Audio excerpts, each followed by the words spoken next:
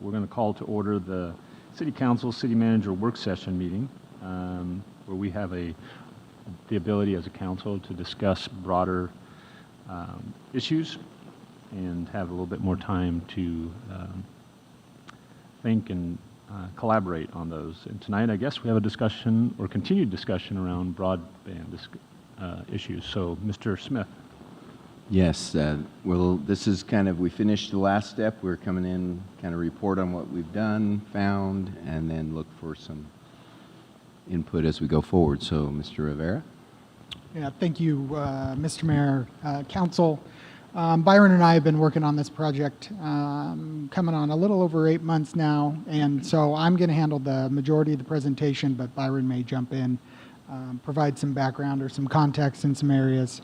And as most of my presentations go, it's always helpful if we have an interactive conversation. So if you have questions while we're going through it, feel free to just jump in and we can explore some of the ideas and thoughts deeper. And if it's addressed later in the slide, I'll just let you know. So the idea is let's visit.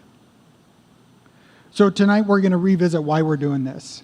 Council goal was designed in our last year's work session to address digital infrastructure, and we're going to talk about that. We're going to talk about phase 1 of this project with you guys, where we did the digital needs and readiness assessment. Tonight, the primary focus of the presentation is actually the economic case assessment. Tonight, we did a little deeper dive into some of the economics revolving around the city owning and operating digital infrastructure to its city facilities. And then we'll have an opportunity for next steps, and we're going to be looking for some guidance and a little deeper conversation from council about kind of the direction you want to see us going based on the information we're bringing to you tonight and what we brought to you back in August. So if you remember, Council Goal 6 is plan for city facilities that meet current and future needs.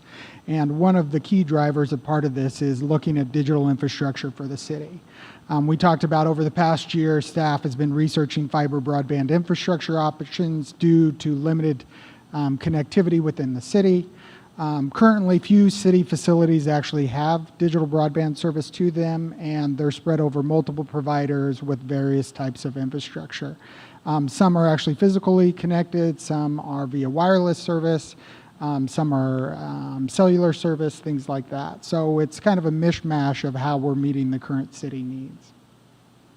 So even before the pandemic, broadband issues with availability, speed, reliability have been identified as barriers for staff.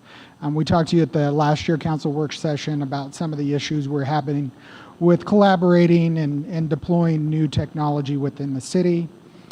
These problems have only been exacerbated by the pandemic and stand to deepen the issues providing service to the citizens of Hermiston. So this situation creates an opportunity for us to develop and deploy a more comprehensive, equitable solution for access for the city, city facilities, and possibly look at expanding an effort into the community. So primarily Byron and I, but other staff members have participated in some of these discussions, have been working with S&G to assist in a strategic planning as we investigate connecting the facilities. The idea of this work is really to be efficient with our resources. We want to create a digital infrastructure roadmap for the city to assist for you guys to have some long-term planning, and so we can maximize those investments. Tonight we're reviewing the second phase of that process. We're going to outline the economic case assessment. Phase 1 was the current digital needs and readiness assessment, and that was presented to you guys back in August. And that's where we went around to community leaders, community anchors, council, all members of council filled out that digital needs and readiness assessment. So just a reminder, recap on that. The top 5 goals that we identified, you can see those up there. The score is in the priority. How many people made that a top goal? Convergence is where they ranked those. So pretty much everybody wanted to look at new opportunities for work and economic growth, you know, robust competitive broadband, education, integrated to health services, improved monitoring and management of clean water, sanitation, but that was really tied into a lot of city services that we provide. The top 5 issues and needs that we have were expanding local workforce, always retaining, attracting businesses and population, good paying jobs, stimulating local growth through innovation, and improving emergency services response, health, fire, and police.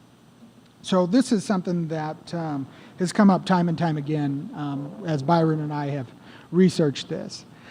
You know, essential infrastructure versus relative cost. You know, the roads were the industrial economy. You know, roads were the infrastructure some time ago. You know, $2 to $10 million to build a mile of road.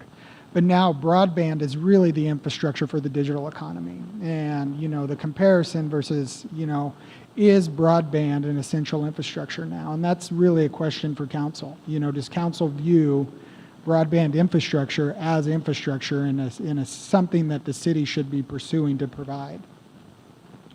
So when we looked at the economic case assessment, you know, we went into this with the idea that we were going to investigate this.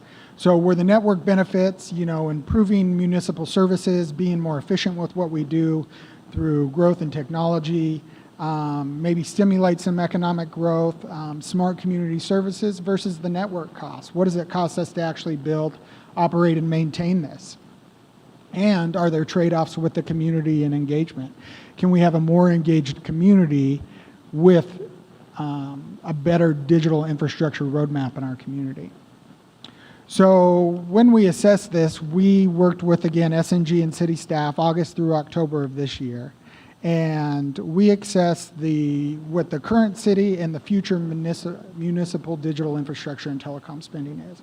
So essentially, we looked at what we're spending today and what we're going to be looking at spending in the future and give an idea of what those costs and how those costs relate. So first, looking at what we spend today, and I apologize that they're a little small, but there'll be a couple of slides where we'll recap some of these spending. So right now, the city of Hermiston spends about $71,000 a year on digital services. And those are the facilities that are currently connected, from library, airport, police department, parks and rec, the building we're sitting in, public works, and then the aquatic center, things like that. So we met with the department heads and we said, okay, over the next 1 to 7 years, what are your needs? If you could plan for the future with digital infrastructure, what would you like to see happen and where would that path take you over the next 1 to 5, 1 to 7 years? And we looked at these costs if we were going to connect them intermittently. The idea of running out and connecting everything with a third-party provider, we didn't think was realistic. Individual departments were at different phases of when they would be ready to deploy some of this technology, how they would go about it. So when we looked at the numbers, we looked at how we would do it incrementally. So new services, police departments, city parks, water facilities, regional water, stormwater, and sewer facilities. In a perfect world, in the next 7 years, department heads, to meet their needs, this is what they said they would like to have, that kind of digital infrastructure. So with that that's an increase.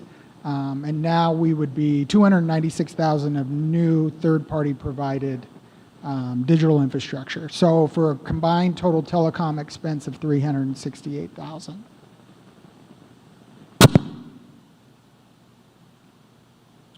So with those numbers in mind, we said, okay, this is where we're at today. In 7 years, this is where we would like to be with connectivity. What does it look like if we build our own infrastructure? Can we do it cheaper? Can we provide additional access? What can we do if we looked at it ourselves? So we went in and did a preliminary core fiber route for the city, connecting all the city facilities. Previously, we talked about, you know, all our facilities kind of circle the community. So if we were actually going to build fiber out to all these facilities, what would that look like? And so we went and did some engineering and looked at it. And it's an approximately 30-mile route to connect all the city of Hermiston facilities, both existing and future. So designed with aerial construction, this is providing a lit network. So what a lit network is actually outside broadband services come in. So not only internal, where we share data amongst the buildings. So if water had cameras, water would share cameras within their own facilities, and that data would transfer back and forth. But then if water wanted to go out and research or download something, a software update, things like that from the internet, that's when you think of a lit network. So this doesn't include the in-building like routers, et cetera, like that. But we wanted to look at what type of infrastructure would we put in that would keep us future-proof. You know, if we're going to put it in, we don't want to put in something that we're going to be limited in 10 years. So with that in mind, we looked at 288 count fiber core routes. And so the main trunks of the system have the ability, if we future built this, for up to 26,000 connections within the city of Hermiston. So with this backbone infrastructure, it allows quite a bit of opportunity for us to expand based on our personal needs as a city. So when you look at what would that cost us, so we went out and got engineering estimates on this. And to build this system on the map that I previously showed you, it's just under $4 million. Now, I want to have a real big caveat here. The caveat is we haven't had an engineer come in and do every pole, every location, all that. When you look at that type of effort, that's where you get in the $650,000 for engineering. So these costs right now are estimates. We showed them what we were wanting to do. We spent time with them to research, and these are the estimates they brought back. And we did it with 3 different engineering firms, and we took the average of the 3 different bids. Yeah, yes, Mr. Mayor. That's aerial routing. Correct, yeah. Do underground? So we looked at it, so this is the core system. So the primary core system would be running pole mount. So they would be pole attached. Okay. Yeah. Certain areas that we know that we're going to have to go underground to serve some of our facilities. We did have those conversations, and those costs are part of this, but the primary backbone of our digital infrastructure would be aerial. So this $4 million we felt pretty safe was going to connect all our facilities, even those areas where we would have to go underground in subdivisions, things like that. But we wanted to make it as simple and easy to understand to start with. So what does $4 million look like, and what does it cost on an annual basis? So I worked with Mr. Kay, our Director of Finance, and I said, hey, if I want to finance $4 million over 20 years, what's a realistic interest rate that we would go out? What would it cost to borrow that amount of money? And he said, honestly, Nate, you're looking at about 3.25. You're looking, you know, Piper Jaffray gave us, hey, if you want to be really, really safe over the next 18 months to do this, look at 3.5. But you're looking between 3 and 3.5. And so we went on a safe number. We put this at 3.5 over 20 years. I talked to you earlier about, you know, these numbers are subject to change once we get in and actually do design. We think we can find some efficiencies in it, but there's also, with any type of project like this, there's also going to be some stretch in the other way. And so we said, okay, so if we go out and borrow $4 million and finance that over 20 years, you're looking about $280,000 in annual payment over that 20 years. Bandwidth charges, that's actually where you're going out and getting the data. That's about $15,000 annually.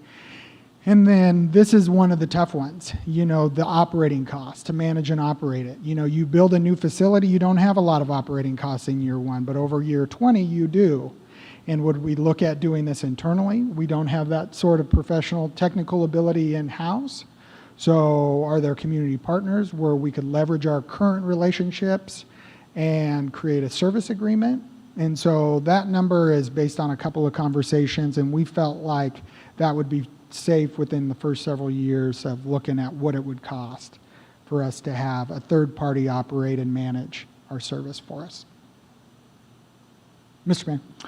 Does that also include capital investments for future upgrades or breakdowns, that sort of thing? Yep, that $120,000 isn't just to watch the system and make sure that includes repairs and parts and estimations. And S&G was a big help in that because they've done multiple of these type of projects. So they have a good barometer of, you know, what's realistic and where we would be. Now, can we create a better deal with some shared resources, things like that? Potentially. But we wanted to give you these numbers so we could have a real frank conversation. I think Byron and I both feel comfortable that we could tighten our belts on this project, but we also want you guys to be fully aware of what we're finding in the numbers, and we worked on, you know, worst case scenario costs in this effort, just so you guys wouldn't be surprised. So hypothetical statement. City commits to connecting all of Hermiston's municipal facilities. So transition, say, hey, as a council, you guys give us the go-ahead. What does that really mean? Connecting everything that we talked about on that list. So a reminder, today's allocated cost for digital infrastructure, this is what we're spending today, $71,000. So future needs, current allocated costs, if we were to contract with a third-party provider, this is what it would cost us. But that's turnkey. You know, that's somebody managing the outages, the headaches, the problems. You know, we make a phone call when we have an issue and reliability's there. Third-party providers we have in our community, potentially. We do it ourselves. The annual cost to build, maintain, and operate, including the financing on the debt, $413. So the annual shortfall between third-party and city-owned, with the ability to expand, you know, us controlling our own real sovereignty in digital infrastructure, we control our own destiny and which direction we want to go without having to coordinate with somebody else's time schedules, you know, how big of a priority are we to them, things like that, $45,000. So when you look at that in a hypothetical, you're like, well, that's pretty reasonable to control our own destiny. When you look at it from where we're at today to that point, it's significant. You know, we're talking an annual difference of almost $350,000 a year. That's a significant commitment for council. That's a significant commitment to our city budget. And so I want you to think about it both ways. You know, if we're committed to this, this is what it looks like, the difference between third party and city controlled. But if you look at today and the end point in 7 years where department heads feel like ideally that's where we want to be, it's significant, $350,000 annually.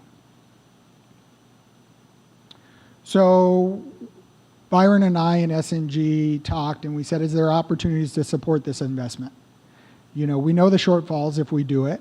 That's just city facilities. That's just us working through the city facilities. Are there community partners? Are there opportunities that we could go out and work with to help offset some of these costs? And if we offset some of these costs, what would that look like? So can we leverage the digital infrastructure that we're building to provide reduced cost and enhanced service? You know, another opportunity is, can we work with a community provider or community providers to do a shared infrastructure solution? You know, talk about a local provider or a national provider about public-private sharing.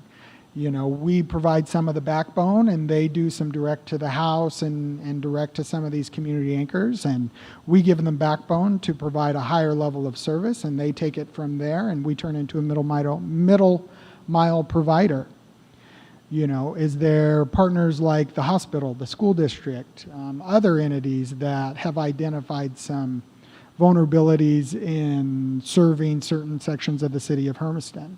You know, the hospital, if you go to the hospital, you have no issues. If you go to each individual school building, you don't have issues. You get into some of our neighborhoods, some of our older neighborhoods, that's really difficult to make a business case to extend services. That's hard to do. Can we leverage what we have to do that or to help them do that? Or can we partner with one of those anchor, community anchor partners and share those costs to help them provide better service and have them be the preferred choice? So those are the conversations that we would look at to support this investment, potentially with you guys blessing that effort. We haven't done that. We wanted to look at just connecting city facilities, but as we look at the cost to do that, are there ways where we can offset those costs? And instead of having that $350,000 jump from budget to budget, can we minimize or close that gap? New revenues, taxes, you know, if we put in this infrastructure and partner with some of these things, you know, is there new revenues that could come from an increased tax base? Can we remove some of those technology costs and constraints for access?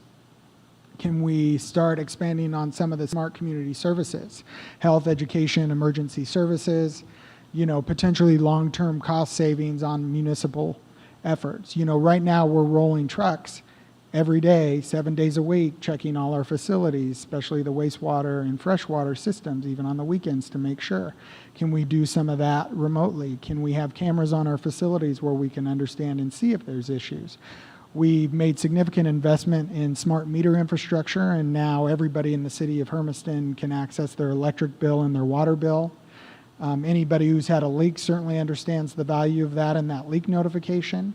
Are there other entities, are there other smart community services that we can use this for? So we look back on our goals, the goals and issues that we had. Opportunities, workforce, economic growth. Getting into that entrepreneurship, workforce development, education, workforce skills, retrain, attract businesses. There's certainly a role that digital infrastructure plays in all of these things. All the goals and all the issues that we looked at, this is a pathway for that. Now, does the cost versus the benefit outweigh one or the other? That's a question for council. That's a question for your leadership and to talk to us about your constituents and what you see the value in the path forward and what they've shared with you as the path forward.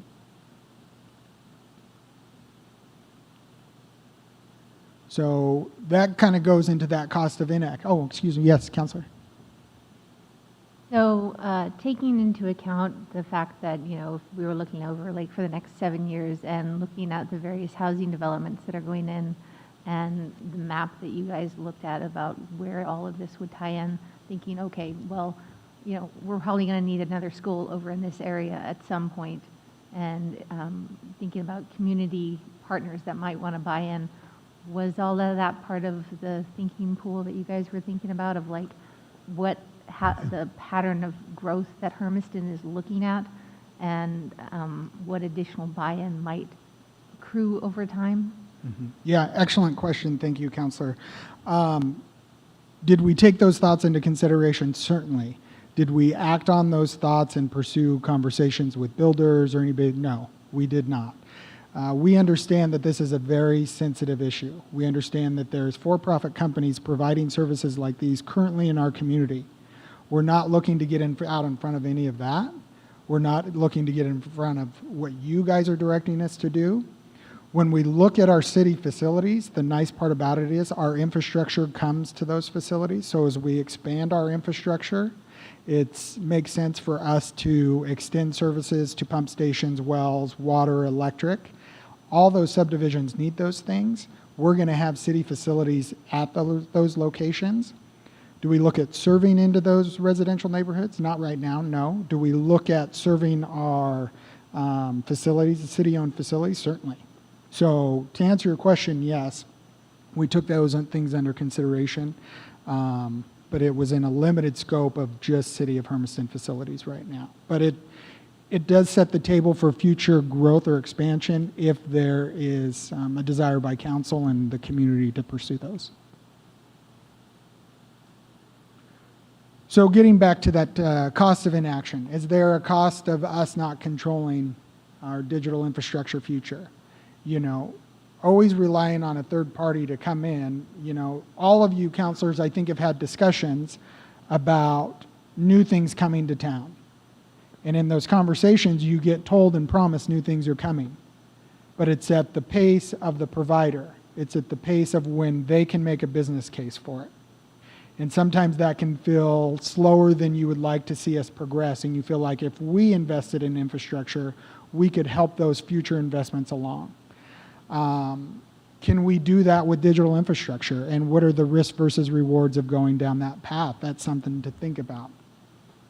That retention, attraction of business and residents, you look at it from a financial side, higher tax rates, higher cost of delivering municipal services, preventing job losses, that tax-based reduction of not having these facilities.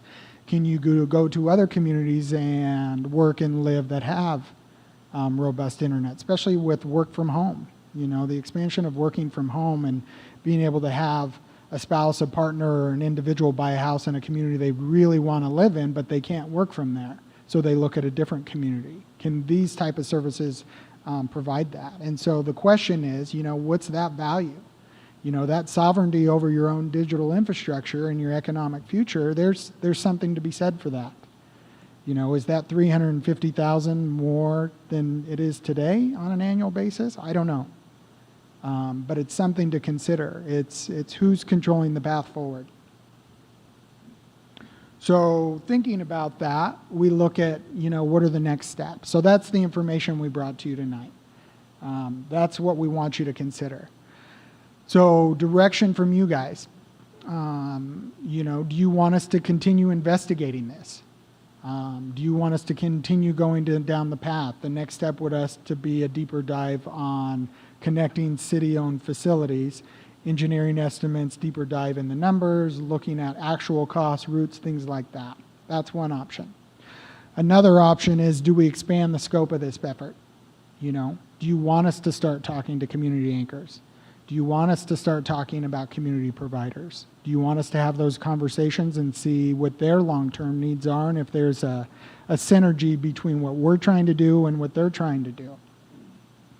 The next step in our relationship with S&G, based on your feedback, is to do a market assessment. This is where we would go out and assess the gaps, barriers, and opportunities in Hermiston. Identify business case for digital inclusion, underserved areas of Hermiston, and this would be a starting point for an economic development through broadband initiative if the city wanted to look further into providing a direct-to-customer, direct to a community anchor, some type of that effort. Or, based on what you guys have heard tonight, you feel like those are all the answers you need and this is where you're at, and you can ask Byron and I to say, okay, we appreciate the feedback, we appreciate the work you've done, but it's not realistic for us at this time. And you can say, I think you've answered the question that we asked you guys at the work session.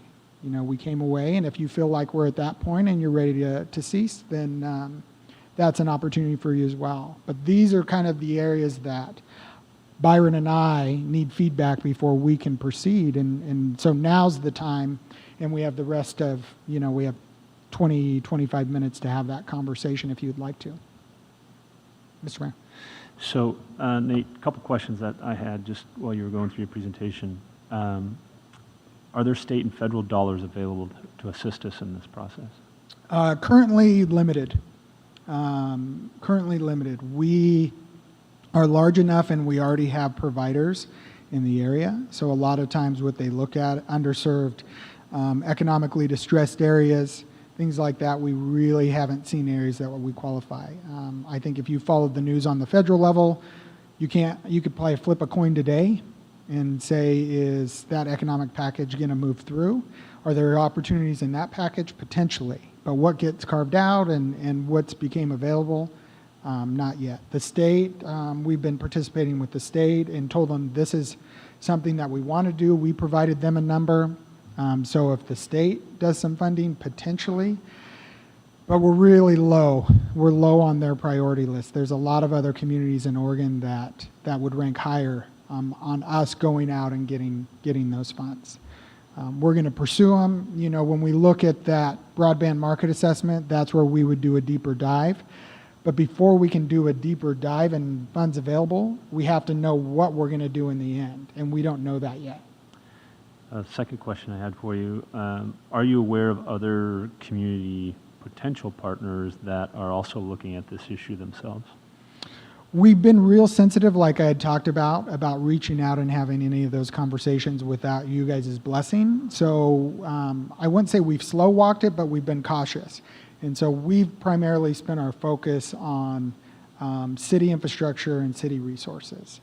Yeah. Some community anchors and groups assisted us in the first digital needs and readiness assessment. We've had those initial conversations. They're people we work with every day, so Byron and I and Mark and others have contacts with them. I think it would be an easy conversation to have.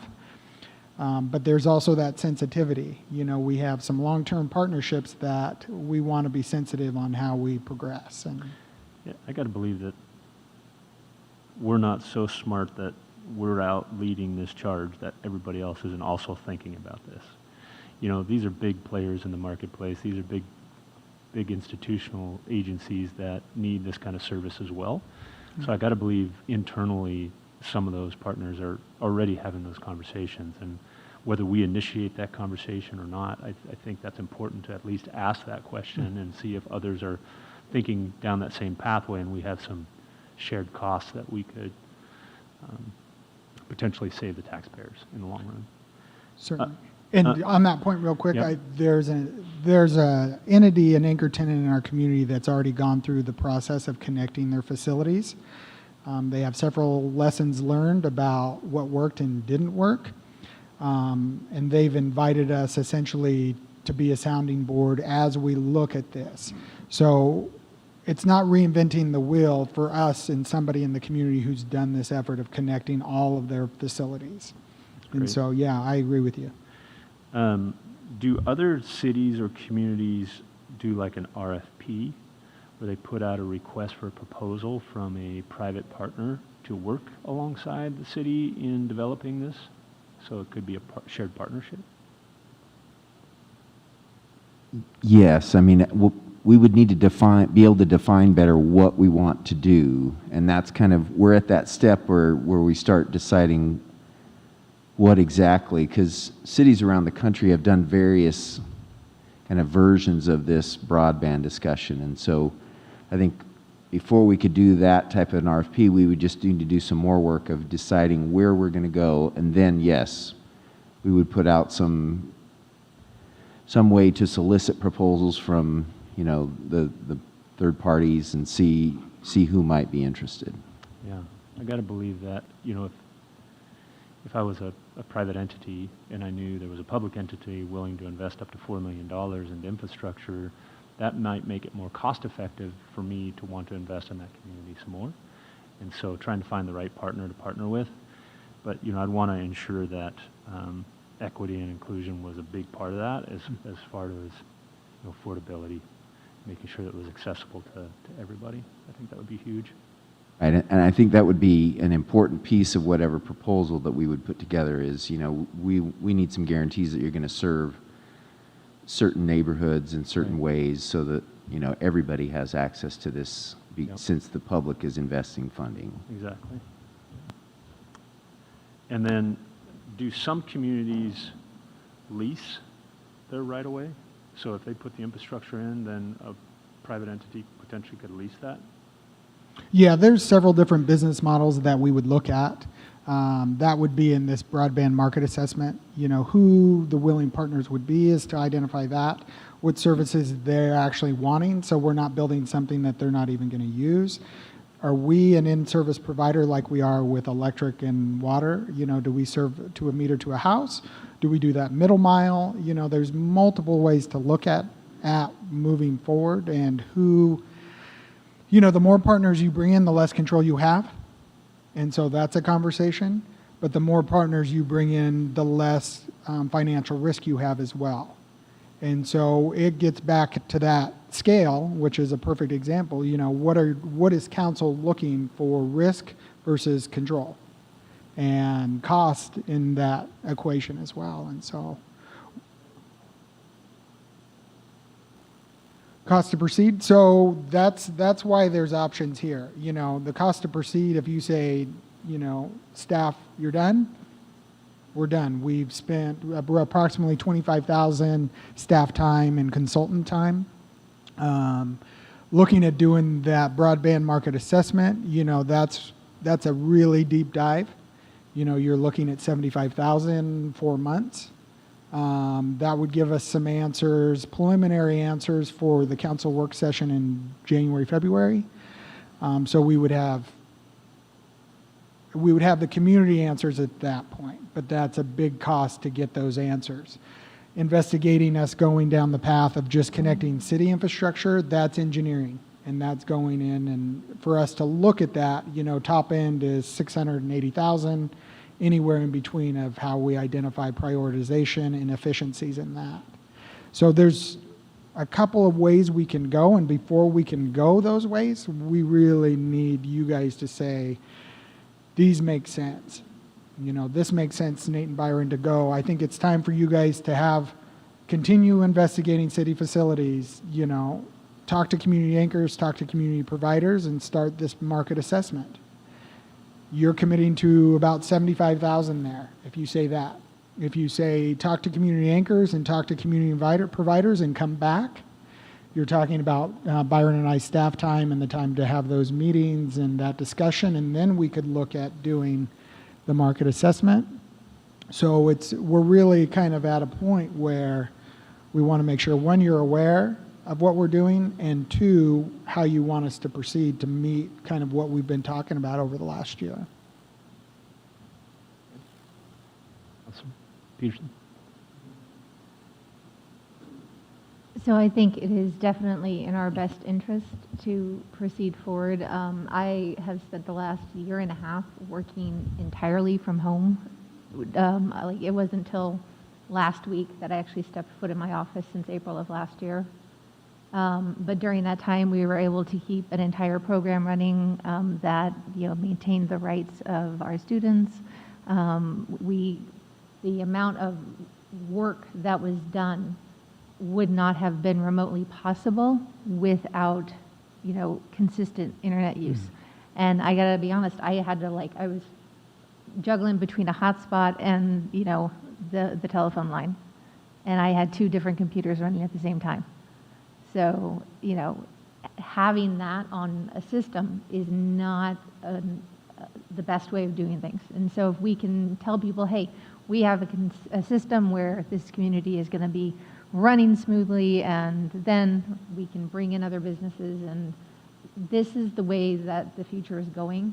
And it was one of those things where it was like, oh yeah, we always planned on doing that. But this last year and a half, we had to do it, and we saw that it worked. And I was able to maintain a job in a different city while living here in Hermiston and enjoying my life here in Hermiston, and obviously becoming even more part of the community because of it, because of the internet. And I think we open the door further by continuing to invest in this. Thank you. I saw your hand up. Yeah, I just have a question or two. So were we to say, go forth and conquer on this, would it be more in your best interest, or in our best interest, I guess is a better way to put it, for you to have the broadband market assessment in hand when you talk to the community anchors and providers, or would it be better to do it flip-flop? Excellent question. Thank you, Larry. Thank you, Counselor.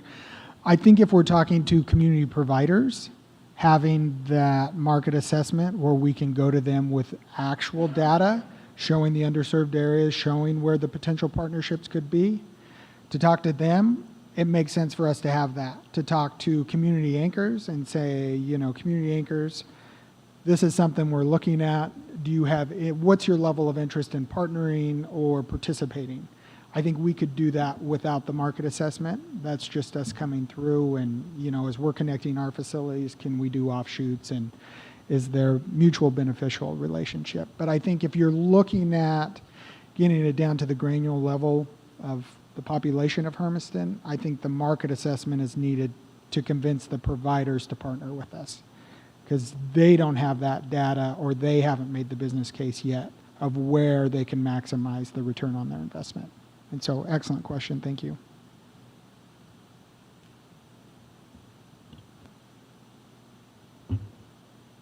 Thank you for the presentation. I also think that it is important for us to proceed. Hermiston is only continuing to grow, and we also need to have a plan in place for that growth. And it's important for our facilities to be connected, and I would like to see us trying to branch out also in assisting the possibility of others being able to connect easier, to the services. But I think, I don't know, I would like for us to proceed. Thank you. Councilor Brown? Thank you, Counselor. I have a question. First off, are there, and maybe this was already said previously in some of our other discussions about the broadband infrastructure, but has this been pulled off, or has this been done by other cities in the state of Oregon? It has, yeah. Okay. Not only cities, but also school districts and ports, things like that have gone down this path. Right. Then in that case, I do like the option of the community provider shared infrastructure that you provided earlier. I think it'd be great to talk to community anchors and see where their interest is at. But at this point, I understand being careful and sensitive about this, but I think if we have a shared infrastructure with like the school district or us as a city, we already have partnerships with them with actual physical infrastructure, but it'd be great to also continue this conversation with broadband infrastructure. So I would be open to moving forward with shared infrastructure at this point, but this is really comprehensive presentation. Thank you very much. It's a lot to take in. Thank you, Counselor. And an important note to think about when you think about anchor tenants, and you mentioned the school district, and that's a big one because they're currently under contract, I believe, until 2028 at the earliest with their digital infrastructure provider. And so when you think about us moving forward in this project, you know, it's 2021. That's a long time between now and then for them to be a potential partner. So, you know, not to tamp on anything, but also keep you guys aware of who the realistic partners potentially could be. And they would be a potential partner, but it would be further down, and it probably wouldn't be in the initial phase. Thank you for that. Thank you, Counselor. So I hear, though, I hear in this presentation, there's a need, though, to still connect our city facilities, irregardless if we're going to go out and partner with other agencies or the community in general. So do we have a cost just to connect our facilities, or is that what you're suggesting, the $4 million was just to connect us? Correct. The $4 million is the preliminary engineering estimate just to connect the city of, all of the city of Hermiston facilities that have been identified for the last year, and we've showed you guys those. So that $4 million is to connect, and then there's the annual operating, the debt service, the actual bandwidth that we would be using, and whoever we would partner with to operate, or if we would acquire staff to manage and operate and maintain. So the $4 million is just the city of Hermiston facilities, connecting all of the ones we've identified.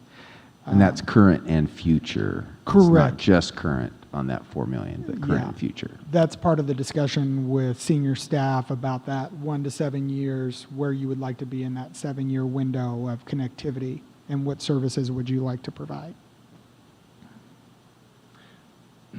If that's the case, I'm not sure we have another alternative. I mean, if we want our community to move forward and have adequate services for our constituents, having a digitally connected infrastructure that makes us available to provide those services is going to be critical to that. And so I don't see any potential decision other than to move forward with that conversation. If we can find community partners that can help share in those costs, I think that would be awesome and amazing. But I don't see that we can, as a council, not consider that as a necessary requirement. You know, and I'm a firm believer anyway. You know, government provides the backbone in which economic development grows off of. And so this is just that new form of backbone that our city and our community needs in order to continue the development for economic growth in our community. So I know it's a huge mindful about the burden to the community, but for us to move forward as a thriving community that we are, I think this is where we have to go. And I really appreciate that, Mr. Mayor, and that's the challenge, is the challenge of saying staff has to find $350,000 and reallocate it because, you know, under the current situation, we just don't have $350,000 sitting around on an annual basis to put towards this. And so with those decisions and that decision matrix for council and staff is, now it becomes a priority, and where does it fall in that priority matrix? And that's our job to bring that back to you and say, this is the needs, this is the pot of money, and this is how we prioritize them, and come to some balance there. We may not get everything. Each department head may not get everything because we can't afford it, and we have to be mindful of creating this roadmap moving forward, that we can scale it based on actual costs that we can afford.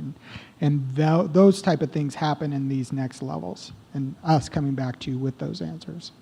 Well, I think that's why we hire the city manager, right? Exactly. He hires all of you individuals, is to tell us if there's enough money in the pot to make stuff happen. I think you're hearing the council say this evening that they'd like to proceed and further investigate this more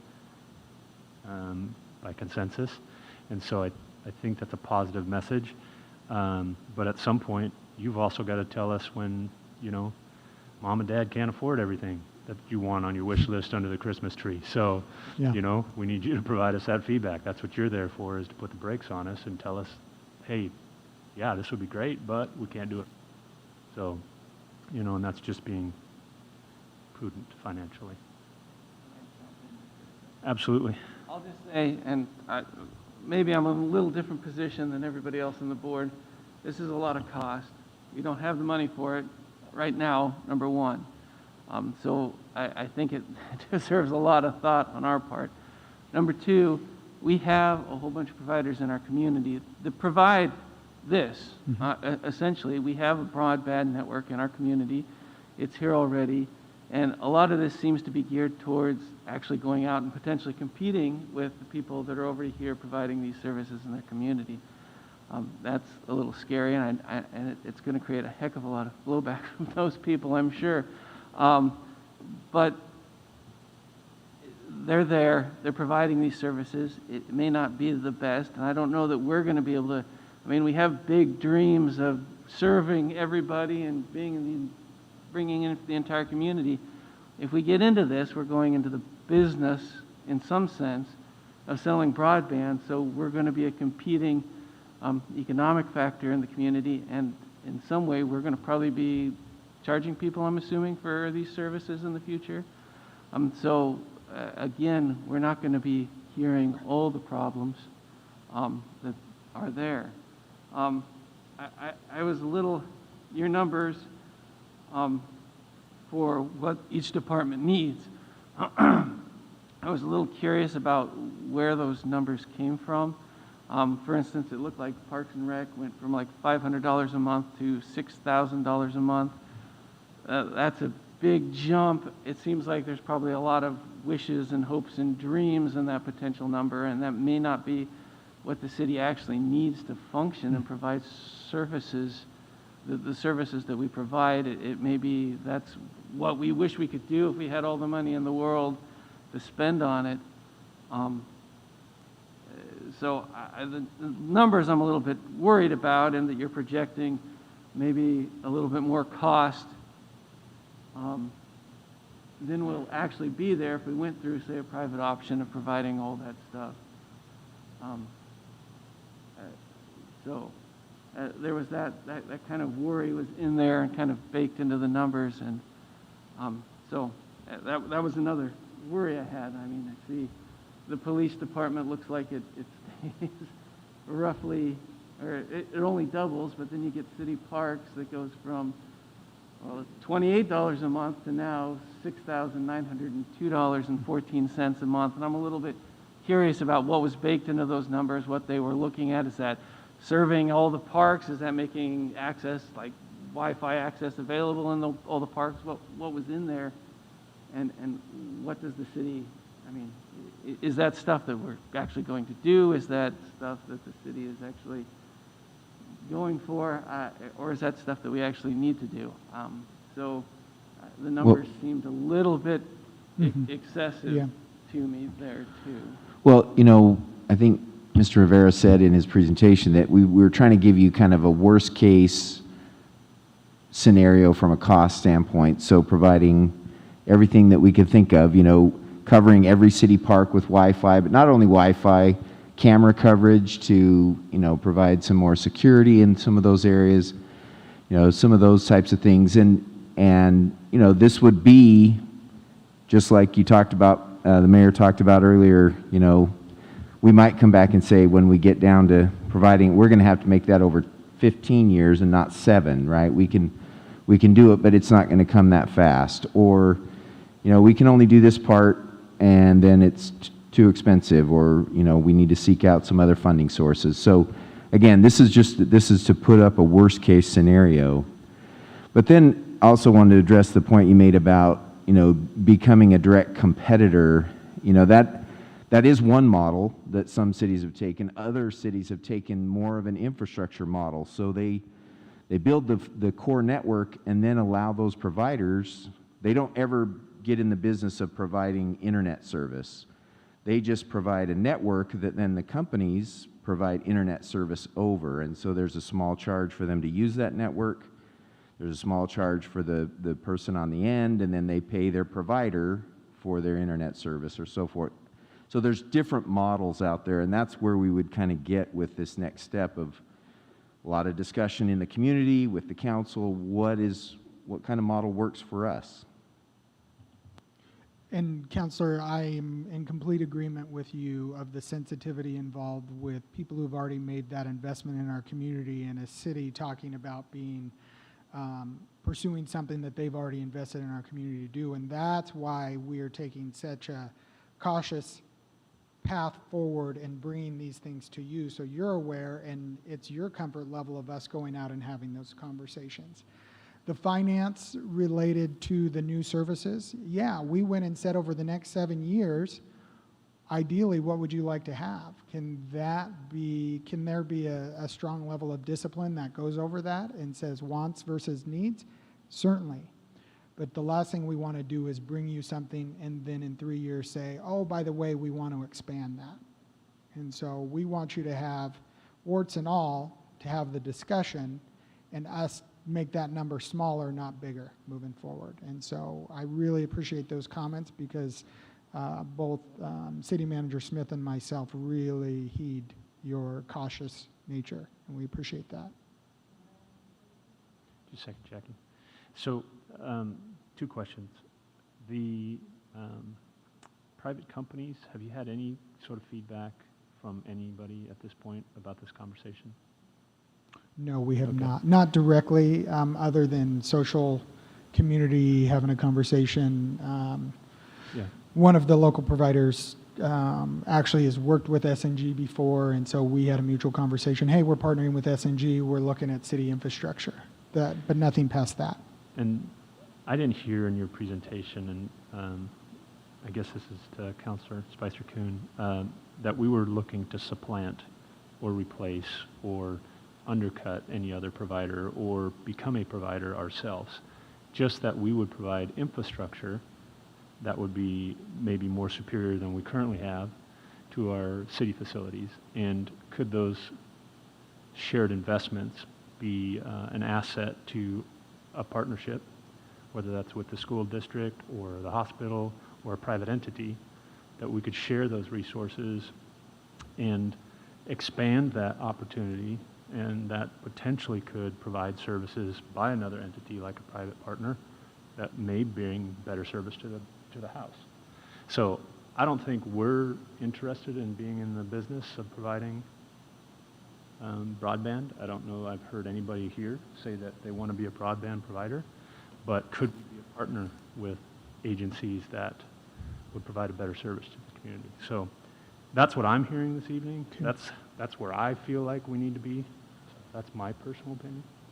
I appreciate that, Mr. Mayor, because that is a key point when we go out and talk to anchor tenants. One of the questions is, they're getting service from somebody right now, and we're talking about, can we help you with that service that you're paying somewhere else now and partnering with the city? Council needs to be aware that those are the type of conversations that for us to get those answers in those next level to bring back, those are the type of conversations that potentially could happen. And so I want to be completely transparent with council that that would be the tenor, is how much are you paying for your service? What speeds do you have? How's your reliability? Are there areas that you serve outside of this building that we could assist with? Getting those costs, provider information, and then us looking at a business model to bring back to council. There's going to be those sensitive conversations, and that's why we want to be transparent with council, that you're aware of those conversations. Councilor Peterson? And another aspect that is sometimes brought to light is the idea that internet could be considered a utility at one point, because it has become so integral into how society is run and how everything is connected. So, the comparison is often made, and so being aware of that, I think it behooves us to kind of keep that in mind. But at the same time, keep it in mind that, things are going to cost, and being aware. And so I appreciate you making the comments that you did, Mr. Circuit, I appreciate that. And having here's the really big wish list, and then eventually things get pared down. It's but having everything on the table and then figuring out what's going to stay. But also being aware of, okay, people are going to ask questions, and some of them are going to make us, if we don't have the answers, it's going to be kind of awkward, and we don't like awkward. Right. So, I appreciate that. I know we're just about out of time, and so if I could recap what I believe I've heard and make sure that we're in agreement.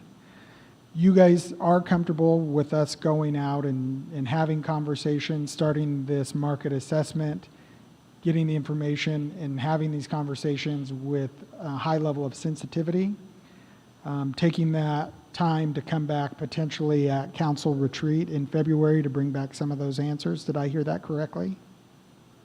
Yes. That can, Yes. kinda, but mostly yes. Okay. If it's always nice to hear concepts and think about it for a day or two or a week, and please provide any additional feedback or concerns to City Manager Smith, and we'll work to develop that next phase. And I really appreciate your time tonight. Thank you. Jackie, I know you had a question. I didn't want to ignore your question, but did you have something that would benefit this conversation? Okay. Yeah, sure. Yeah, welcome to the mic. We don't usually entertain public conversation during this, but yeah, you're more than welcome. You're a very active participant, and your valued opinion is important. Well, I appreciate it. Thank you very much. I was just wondering, since we already have businesses that are already out doing the service of having broadband, have you checked to see how much it would cost if you just hired them to expand it? Because to me, that's a pretty big jump when you're looking at 650 to 700, because the money has to come from somewhere, Yeah. and past infrastructure of things that needed to be fixed in facilities, it'll start piling up, in my opinion. And those other things are probably more needed right now than trying to do this separately. Yep. Thank you. So Thank you. I just to address that, I think Yep. that will be one of the things that we would Yeah. be talking about, is how that partnership could work. Yeah. And can that be a partnership, public-private type partnership? And that's the identified number of the new services. That's with us going out and contracting with a current local provider to extend new service to those facilities. And that's how we ended up with those numbers of taking actual costs that we've spent as a city and extrapolating those to those distances. So that's how we did come up with that number. Perfect. Any other comments, thoughts from the council? All right, we're going to take a brief recess before we start our regular council meeting. And let's go, can we do it in 3 minutes? Yes. 7:01. Wow.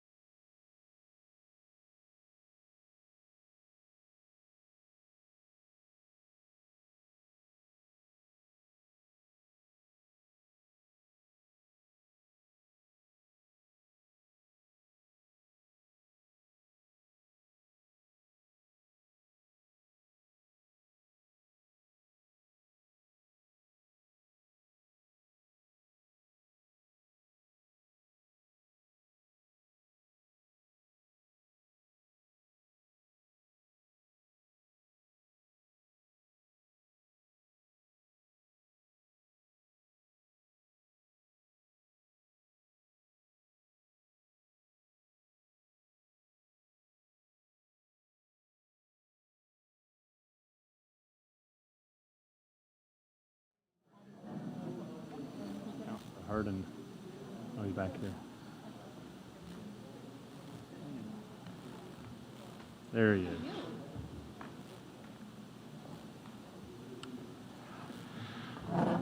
All right, we're going to call the Hermiston City Council and Urban Renewal Agency meeting for October 25th, 2021 to order. If you are just now joining us, the City Council and the City Administration had a further conversation about broadband this evening in our work session. Usually in our work sessions, it's a kind of a meeting that we have over a meal. Allows us to flesh out some more details about a subject that we want to study a little further. This time it was about broadband. So I'm going to declare a quorum for this evening and excuse Councilor Myers and Councilor Davis. Please join me in the flag salute.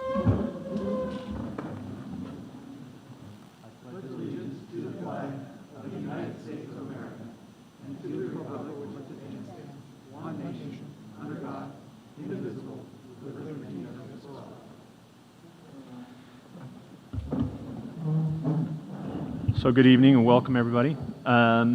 First part of our agenda this evening allows for citizen input. This is on non-agenda items, so if there's an item that you would like to talk to the City Council about, please come up to the microphone up front, introduce yourself by name and address, direct your comments to me, and limit them to less than 5 minutes. Welcome.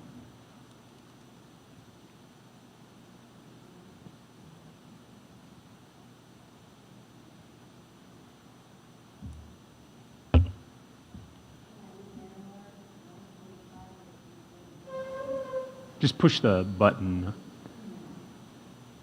There you go. There we can hear you. The green light. Yep. Eileen Larimore, 945 West Ridgeway in Hermiston, and I'm Executive Director of Friends of the Oxbow Property and with the Oregon Invasive Species Council.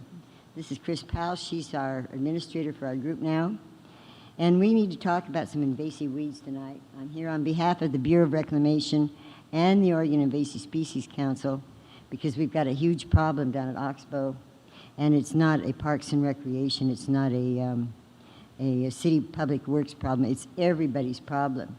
If you go across the Umatilla Bridge right now, you're going to see these big white fluffy things blooming all over the place. It's old man's beard or traveler's joy. I brought samples tonight. You don't want to open the package. The seeds is, well, they're like dandelions. They'll fly around, but they're very bad. We've got 4 major infestations on Oxbow. One of them is along the fence on Orchard Avenue, which we've been chopping away diligently for a couple of years because we don't want it to spread into town or the local farmers and stuff. If you look along the Umatilla River, you're going to see these monster plants there, and they're taking down trees. They will knock down sheds. They will do anything. It's a perennial plant, and it will start growing again next year right at the end of where the vines are now. And they're horrible. They're on the invasive species list, of course. I don't know how it got here, except seed spread, and seed spread is the big problem. So let's go to Oxbow for a minute. If you haven't been down there, you'll see in a while, you'll see that everything has changed from how it used to be, where it was pretty and nice in a lot of places. It's infested with invasive weeds. We are going to start locating and identifying the individual patches or infestations and give that information to the Bureau of Reclamation, and they're going to mow and spray and do what they can. A lot of budgets were cut last year. The Oregon Invasive Species Council lost a lot of money and support too. So we're going to try to do this as best we can because it's, as I said, this is not just Oxbow property. This is the community because we're directly upwind, the wind blows from the west, everything's going to blow right into town. And we've got some of the worst down there now, and it's really bad. So we're requesting on behalf of the Bureau of Reclamation and the Invasive Species Council that we install some boot brushes on the trailheads. I talked to Sean Kimball with the BOR, and he said that the city is to maintain the trails and the trailheads, so that's where I came. I brought some samples of what they look like, and I've put 4 locations on our map Riverfront Park, Harrison Park, the Altrusa Trailhead, and Linda Avenue, because we have a lot of people coming off Linda Avenue. And some of the people that like to spend their time on the city of Hermiston property, right north of us, you have almost a Volkswagen-sized road going out there on the city's property, right to the ridge there. So then the seed spread is bad, punctured vines, blah, blah, blah, blah. But if you look at these samples of Old Man's Beard, the seeds, each vine can put out about 100,000 seeds in a season. And they stay dormant for 4 or 5 years. Punctured vine seeds stay dormant for 10 years. So it's going to be a constant battle. I don't know if we're going to win. Right now, Oxbow's kind of in limbo. Is it a restoration site or a recovery zone? It's that bad. And it's all got to be from seed spread.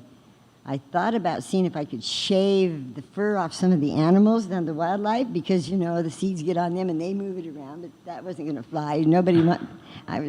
See us out there, Yeah. That didn't work, and we can't do anything to stop the wind.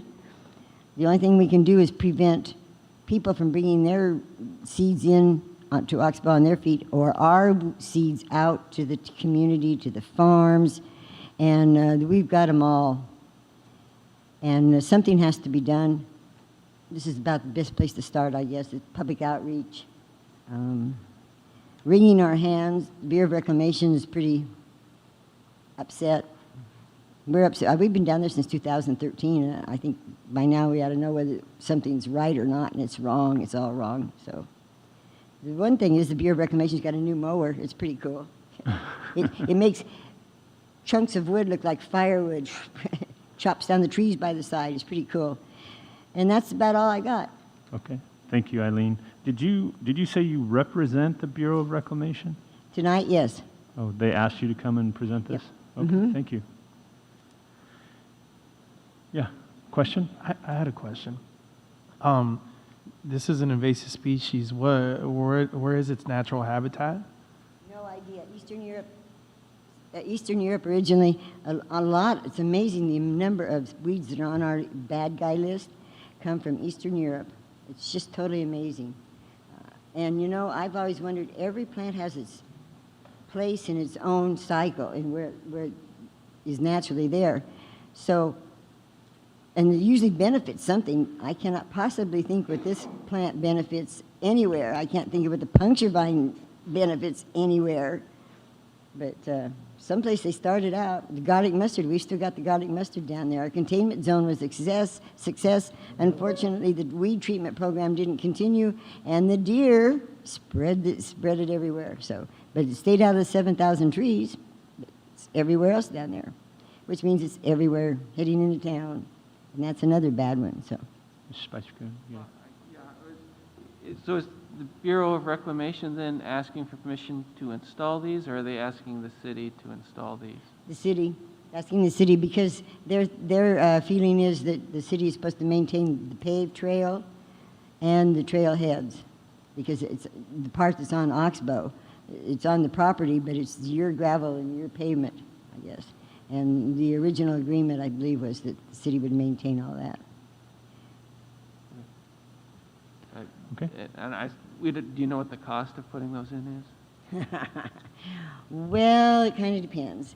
There's a website called Play Stop Go, and they'll sell you kits for $700 a piece. Well, in my world, that doesn't happen, so I think some 2x4s or some grading and some $10, $20 boot scrubbers and a pole stuck up with a little signage would do it. I think it should be it should have a grate that goes in the ground so that those weed seeds can get scraped off and deposited underneath it. We can go along and maintain it and everything. We're out there all the time anyway, but it's just, we need to have some sort of catch basin there so that it doesn't keep traveling somewhere else on somebody's dog or something. Okay, thank you. All right, thank you very much for bringing that to our attention. Any? Yeah, yes. Counselor? So I really do appreciate you coming and bringing this to our attention. You are a phenomenal speaker on behalf of your, what it is that you are apparently very passionate about. And so with this in mind, besides just having them on our trailheads and stuff, do you at all educate the community on things that they can do on their own property and that sort of thing? Or do you have a site that, we can be aware of?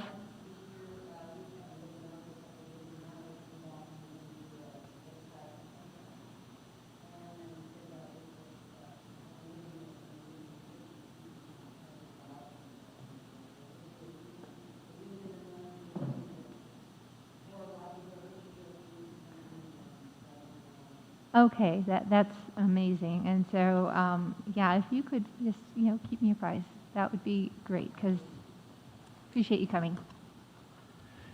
Any other public comment this evening? Okay, we're going to move on to the consent agenda. We have 2 items on the consent agenda, items A and B. Do we need to pull any of those? Seeing none, any public comment on consent agenda items A or B? Seeing none, can I get a motion to approve consent agenda items A and B? So moved. It's been moved by Councilor Primer, seconded by Councilor Duran, that we approve consent agenda items as presented, items A and B. Roll call. Yes. Yes. Yes. Yes. Yes. Yes. Motion passes unanimously, 6-0. I will update the council. We have 10 applicants for Parks and Rec, 9 applicants for Parks and Rec. So we will be doing interviews this week, hopefully. No items removed. On to other items. September 2021 financial report. Mr. Kay.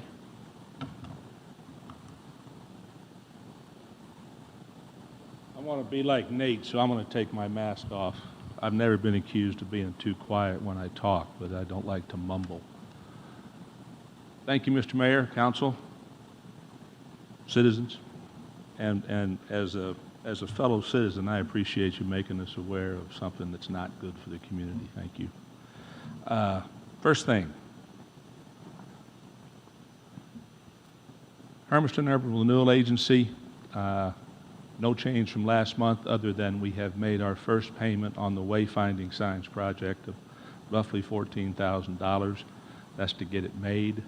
We still have to get them in the ground and up and working where people can use them. And Mr. Spencer is working very hard with a high-performance organization cooperative effort with Parks and Rec to maybe get some help to do that, to defray some of the costs of installation. I commend him for that. Do we have an estimation of when that's going to be? Not yet. Okay, thank you.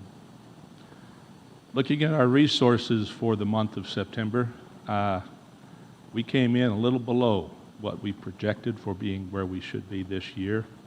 And City Manager Smith and I talked about this, and I think I need to revisit our process of projecting revenues based on a 3-year average, because my belief is we are seeing the effect of COVID over the last 20 months in affecting our revenues in the other revenue category. I'm going to do some more research on that, but we have been, as you can see here, twice in July and also in September below our projected revenue, and we're pretty conservative on projecting that revenue. So I'm going to revisit my model to see if there's an impact that I have missed in the process. But the good news is, on the flip side, our expenditures are down from where we project. Of course, we're very conservative on the revenue side, and I won't say optimistic on the expense side, but we do want to say we need to cover our expenses, but let's do that at an optimal level that is not extravagant. Well, I can tell you, your general fund departments are not being extravagant. We're doing real good right now on the expenditure side. We're roughly 17% below projection through the year at this point. Again, I'll commend all the department heads that are focused on that containment of expense costs. And here's a couple of them at the airport. I think most of that is probably because we haven't bought fuel for a while, and that's, I think, maybe why we're down so low on their expenditures. The Public Safety Center's doing well, and we are apparently are minding our P's and Q's on our non-departmental expenses because it's way below where we projected it would be based on historical usage of dollars in that category. I'm tickled pink by the continued focus of these folks on managing the expenses. Then we get to where we are in the general fund balance at the end of September. We're roughly 13% above the current minimum reserve requirement. As you can see, October, there will be an increase there because we've made a journal entry to move the debt service for the City Hall debt service payment into the general fund. That's just short of $500,000. And then, of course, November and December are our high revenue months because of property taxes. I'm very comfortable and confident that we will not have a problem in the next 24 to 36 months meeting our minimum reserve requirement, simply because the government's going to get us $1.9 million again in August or June if City Manager Smith has his wish come true, $1.9 million in the second tranche of our ARPA funding next year. I'm going to be optimistically pessimistic that we won't get it again until a year from August. I'm hoping I'm wrong and City Manager Smith is right. And there's discussion on the ARPA funds here later in the agenda. I think we're setting pretty for the next 24 months in this regard. We've been minding our P's and Q's on expenses. We're not being extravagant. We haven't really spent hardly any of the ARP money, and I think that's a good thing. Looking at our utility and street funds report, all of them are in really good shape, either being above revenue or right at where we project for September. Regional Water has some expenses that they've done that they hadn't planned on doing this soon in the year. That will work its way through the projections for the rest of the year. Things are looking good. And you see HES probably spent some money sooner than planned on, I'm not sure, but it's only 12%, and that'll catch up through the rest of the year. And I would second Mr. Rivera's comment that if you have any questions as I look at these, please, you can ask them right there. You don't have to wait till the end. Then we look at our capital projects. You can read these in the financial report. I wanted to highlight the 7th Street sewer replacement. That project is closed out as far as activity, getting it done. The financial side of it, though, always lags 30 to 60 days. So we haven't spent all the money allocated, but the work is done, and that'll probably work its way into November, possibly. Yes, sir. Is that looking like it's going to come in on or under budget? I'm sorry. The 7th Street replacement project? Yes. Will it be on or under budget? I would have to defer to Assistant City Manager Morgan as far as the budget projection. Yes, so you'll remember that we expanded the project from its original scope to include full-width asphalt paving. So compared to the very original budget, it's slightly over what the projection was, but after we had added that, it's come in under what its revised budget was. So it was a good project. Great, thank you. And we're always looking to come in under budget on everything, I would think, on a capital project basis. Not a whole lot of extraordinary developments in these particular capital projects on this page. I would tell you on the North 1st Street water line replacement, Anderson Perry is finishing up the bid documents that they hope to send out by the end of this month of October. And that's basically what the expenses have been to date is Anderson Perry. But nothing, again, of substantial concern or import in these capital projects. They're proceeding at a very measured pace. I think I would be safe in saying, Mr. Morgan, that we haven't had any surprises yet. Okay? Then let's look at the city capital projects for what we're working on. We found out last month that airport apron rehab is going to be rescheduled into the spring for logistical purposes. And Mr. Arts was kind enough to give me an update on the Riverfront Park rebuild with the start of the parking lot. And I think you have the equipment for the playground, but it's going to be a while till we get it in. So the parking lot hopefully is going to be done within the week. Okay. So the parking lot will be done by the end of November, and then somewhere along the way, we're going to find a way to get the playground built over the winter. And that'll be closed out probably early spring, maybe. And then, of course, if you've been down through City Hall construction site, they're putting up iron and pouring concrete. It's looking, you can now see very clearly, it's going to be a building that will stand out as people drive down 395 and look to the west, to the east. And I keep looking at where my little corner of the building is going to be, because I'm imagining myself sitting there and having a window, because all the time I've been here, I've not had my own window. So selfishly, I'm following the progress closely.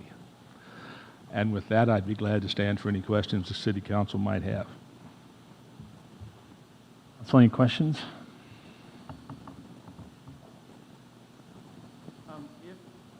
At what point, I know there's no reason to be worried too much now, but if our projections of revenue keep going under budget, what point do we need to start worrying about that? I'm not sure I'm going to say I would ever be worried about not having enough revenue or resources. It's the timing of them that would be an issue. We always have a peak and a trough after November and December, because property tax is our primary revenue source, and that's been climbing at a rate of 3-5% every year for the 4 years I've been here. I think that's a consideration, certainly a concern, and if I see a trend that doesn't look good, the first thing I'm going to do is inform my boss, we got to think about this and do something. We're not at that point yet. I'm very comfortable that, one, we have the ARPA money. Two, I believe there will be some form of an infrastructure bill passed that we will be able to leverage a lot of those dollars to save some of our own dollars that we have budgeted. It's not going to be 3.5 million. It may not even be $1 trillion. I think politically they can't not pass it. So I'm keeping my fingers crossed, but certainly I'm looking for the headwinds that might cause a problem, and I don't see them right now. Okay, thank you. Questions from council? Any public comment on the 2020 or September 2021 financial report? Can I get a motion to approve or accept the September 2021 financial report? So moved. Second. Been moved by Councilor Primer, seconded by Councilor Duran, that we accept the September 2021 financial report. Roll call. Yes. Yes. Yes. Yes. Yes. Yes. Motion passes unanimously. American Rescue Plan funds discussion. Mr. Smith. Yes, Mr. Mayor, members of the council, I'd call your attention to, there's 3 sheets of paper that were at your seat this evening. Just wanted to kind of give you an update, have a little more discussion about priorities, what we would be recommending, and then I do at the end have a request of the council kind of looking in a longer term picture. So first, the Government Finance Officers Association, they're a respected body of finance directors at all levels of government. Here's some of the guidelines that they are, or principles that they're putting forward related to ARPA and how governments should approach them. And I think these are the same ideas that we've been following and considering as we've looked at these. And so I just wanted to put them there as a reminder. And then at the bottom of that page, the city received about 1.9 million in August of this year. And I'm going to take, and I wrote on paper Mr. K's pessimistic prediction that we'll get 1.9 million in August of 22.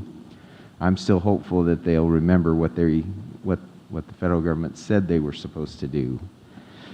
But the more important thinking as we're looking at how to use these funds, so they must be obligated by December of 2024. So that's 3 years from now before we would have to obligate any of those, and then expended by December of 2026, so 5 years from now, roughly. And so, again, not that we shouldn't be thinking and planning, but it's not that we don't have to rush. We can be considered and find what we feel are the best ways to utilize these.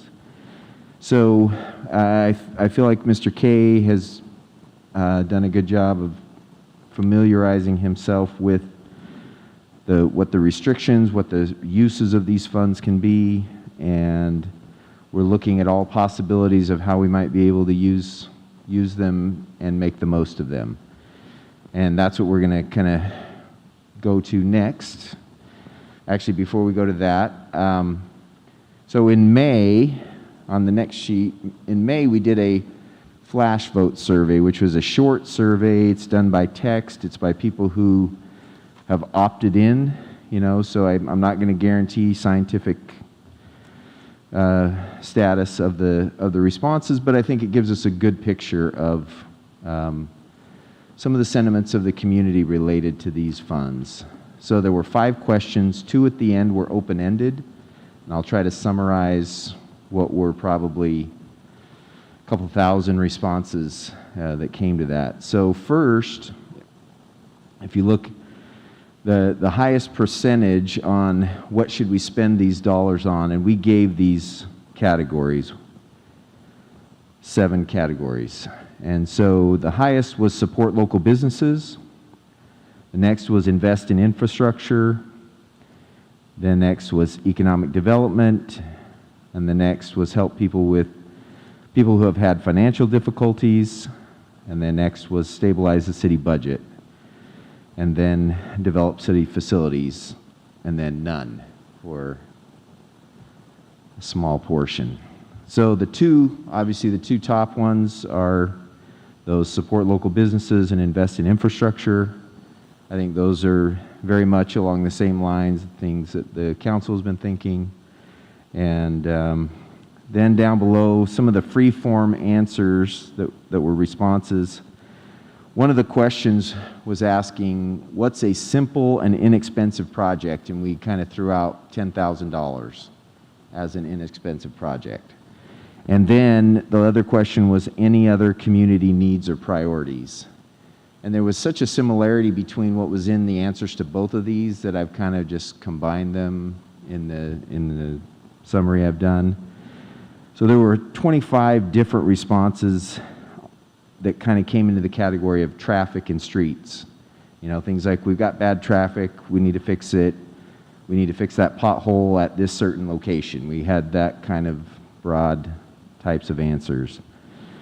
Then we had 18 different ones on sidewalks and trails. We need to build more sidewalks here. We should have more trails, or those types of things. Then there were 23 on cleanup and beautification. So, from anywhere from you need to hire a full-time you need to hire more code enforcement, or we need to make people clean up their yards, those kind of things, or grow more, have people have green, lawns or whatever. One that stood out to me that I thought was interesting was there were a lot of people that wanted benches at different places, along the trails, at playgrounds, things like that. I thought that was interesting. That's really kind of a relatively inexpensive thing that could be done in different areas, so just wanted to mention that. They also mentioned, picnic tables, and that came right after a year when we didn't put out our picnic tables at any of the shelters, and so I think that was really a response to that. But 45 different responses on parks and recreation, and these were kind of all over the board. Build more parks, build an indoor aquatic center, just all kinds of different things. And another one that was a little bit interesting is just 5, but responses that we needed to hire an animal control officer. So I was like, interesting. But again, as we look at recommendations, long-term staffing isn't really the best use of these kind of funds.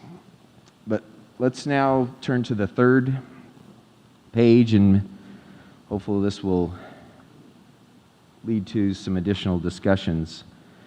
So first, this was a list that we brought to the council, I think it would have been in the spring of this year, maybe February, March timeframe. And so one of the things we talked about is general fund stabilization based on lost revenue. Again, Mr. K did calculations based on GFOA's calculator that they're putting forward and the formula that's given in the law, and that is $1.2 million that we lost over the time period that we're measuring. So that's a substantial chunk of change. We had mentioned seeding a water, sewer, garbage assistance fund in cooperation with CAPCO and maybe some of the local churches. And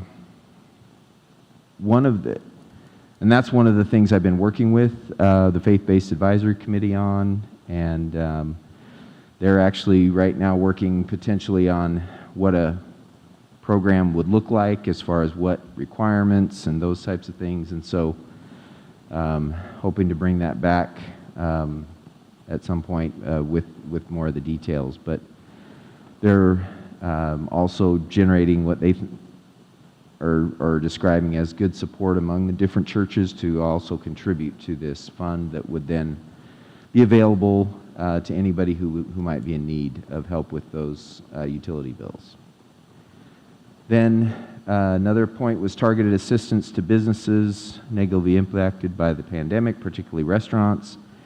That's something the council had already approved, and it's being implemented as we speak. The chamber's been doing a great job getting those dollars out, and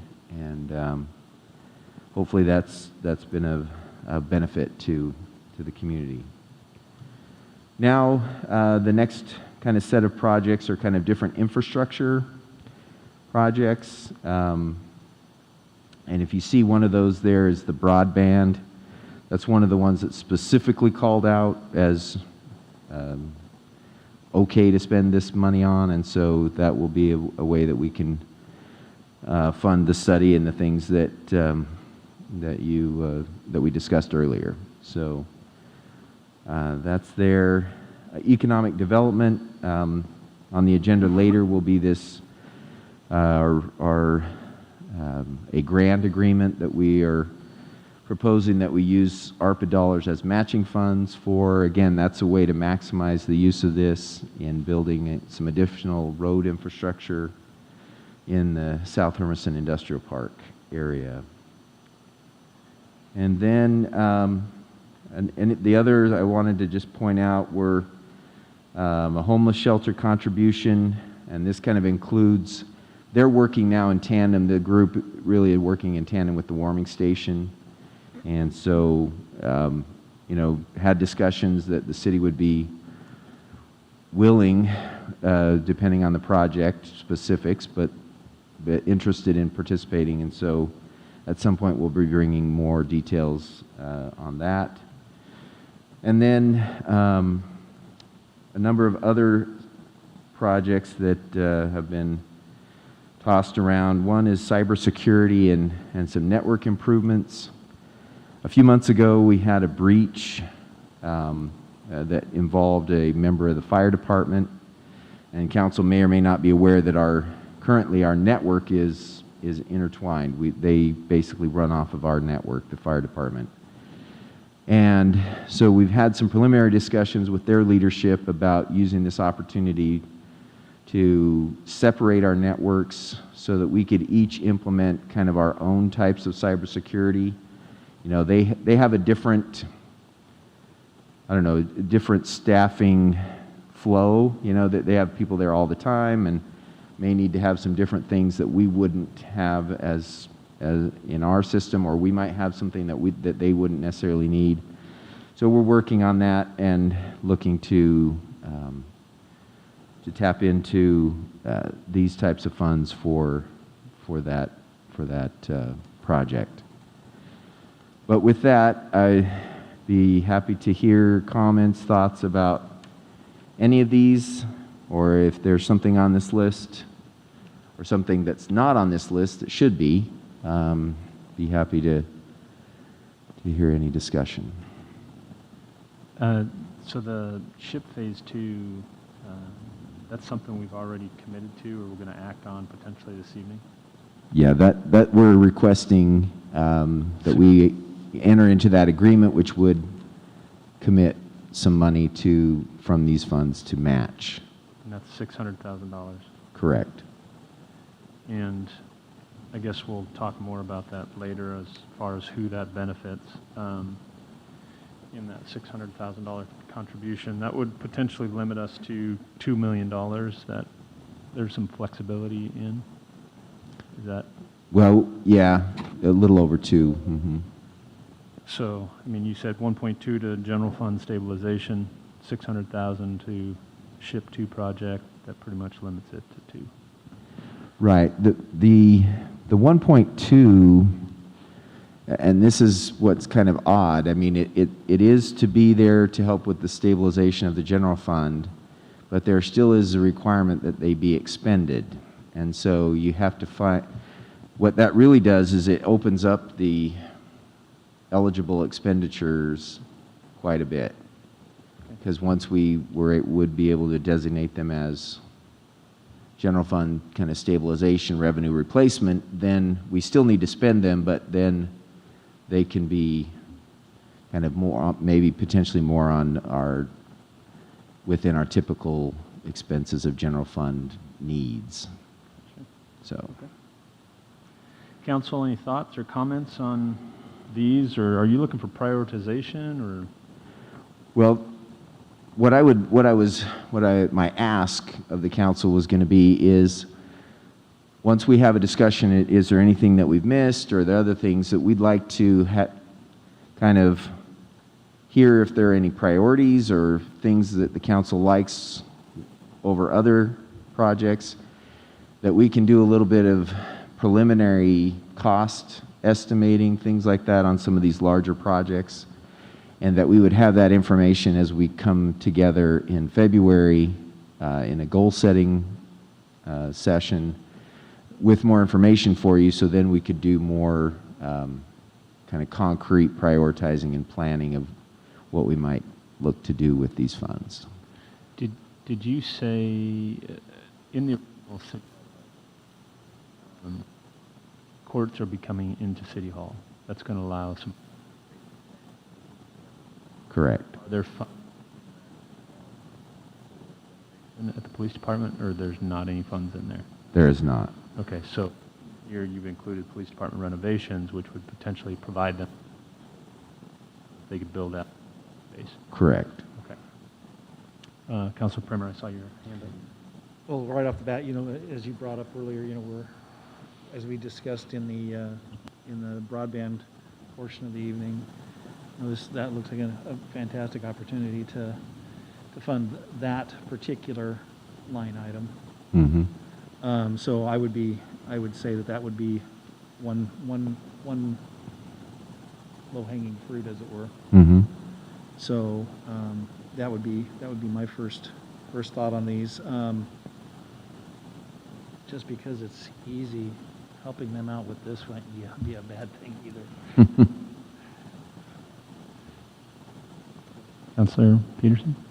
And I'm looking at the items that, like specifically like the miscellaneous projects, and knowing that, we're heading into the colder seasons, and, it's taking care of the community needs that are like right in front of us. And we have projects that are in front of us that we have long-range plans for, and at the same time, we have immediate needs right in front of us. And, keeping that in perspective of, we do want to build out, but we have to have people there when we get there. So looking at, you know, the rent assistance and, you know, the food bank, and making sure that we are taking care of the people that are here now. That way they're there when we get there, I think should be one of our top priorities. Right, and we've had some internal discussion, potential ideas related to, you know, could we make a long-term donation to, for example, the Hermiston Community Foundation that could then, and designate, we want the interest off of that to go to a certain cause every year. So then we're making more of a long-term use of these funds rather than just a one-time. It may be littler, you know, smaller increments, but still longer term. So we would have some thoughts and recommendations on that as well. Councilor Brown? And looking what the GFOA mentioned in their bullet points, I really resonated with point 3 and 4. The local jurisdictions should be cognizant of state-level ARPA efforts, especially infrastructure. Kind of to the point that Mr. K was saying earlier, I'd want to hold steadfast on the funds that we have and see if we can match that with either federal or state dollars that are coming in. Point number 4, consider regional initiatives and partnering with other ARPA recipients. I think that would be a great partnership in looking at the infrastructure projects.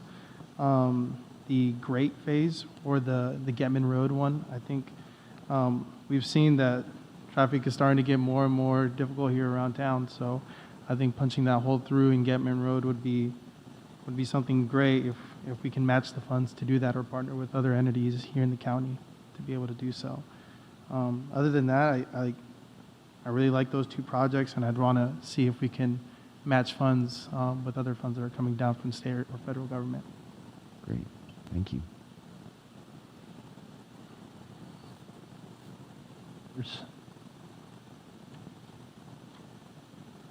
I know I have my personal wants on here. You know, obviously I'm a big fan of infrastructure investment. I like the South Water Tank project. I like the Riverfront Park sewer line project. I think that opens up additional housing development. I'm a big fan of the broadband development. I think you heard that earlier. Obviously, police department's going to need some money for renovation. I'd support something like that. EOTech needs some resources for water development and field development. Those 2 projects are coming in. RV park development. Those 3 projects are coming in front of us in the next couple of years. So I'd love to see some allocation towards that as well. Those would probably be my top 4 or 5. Okay.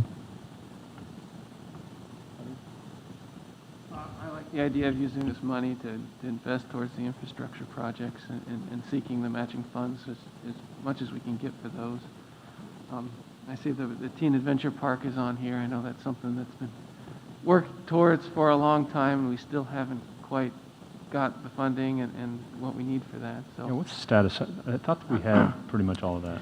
So we're still waiting on a couple of cultural approvals so that we can move forward with design, but we do have some funding in place to do that project. We're just waiting.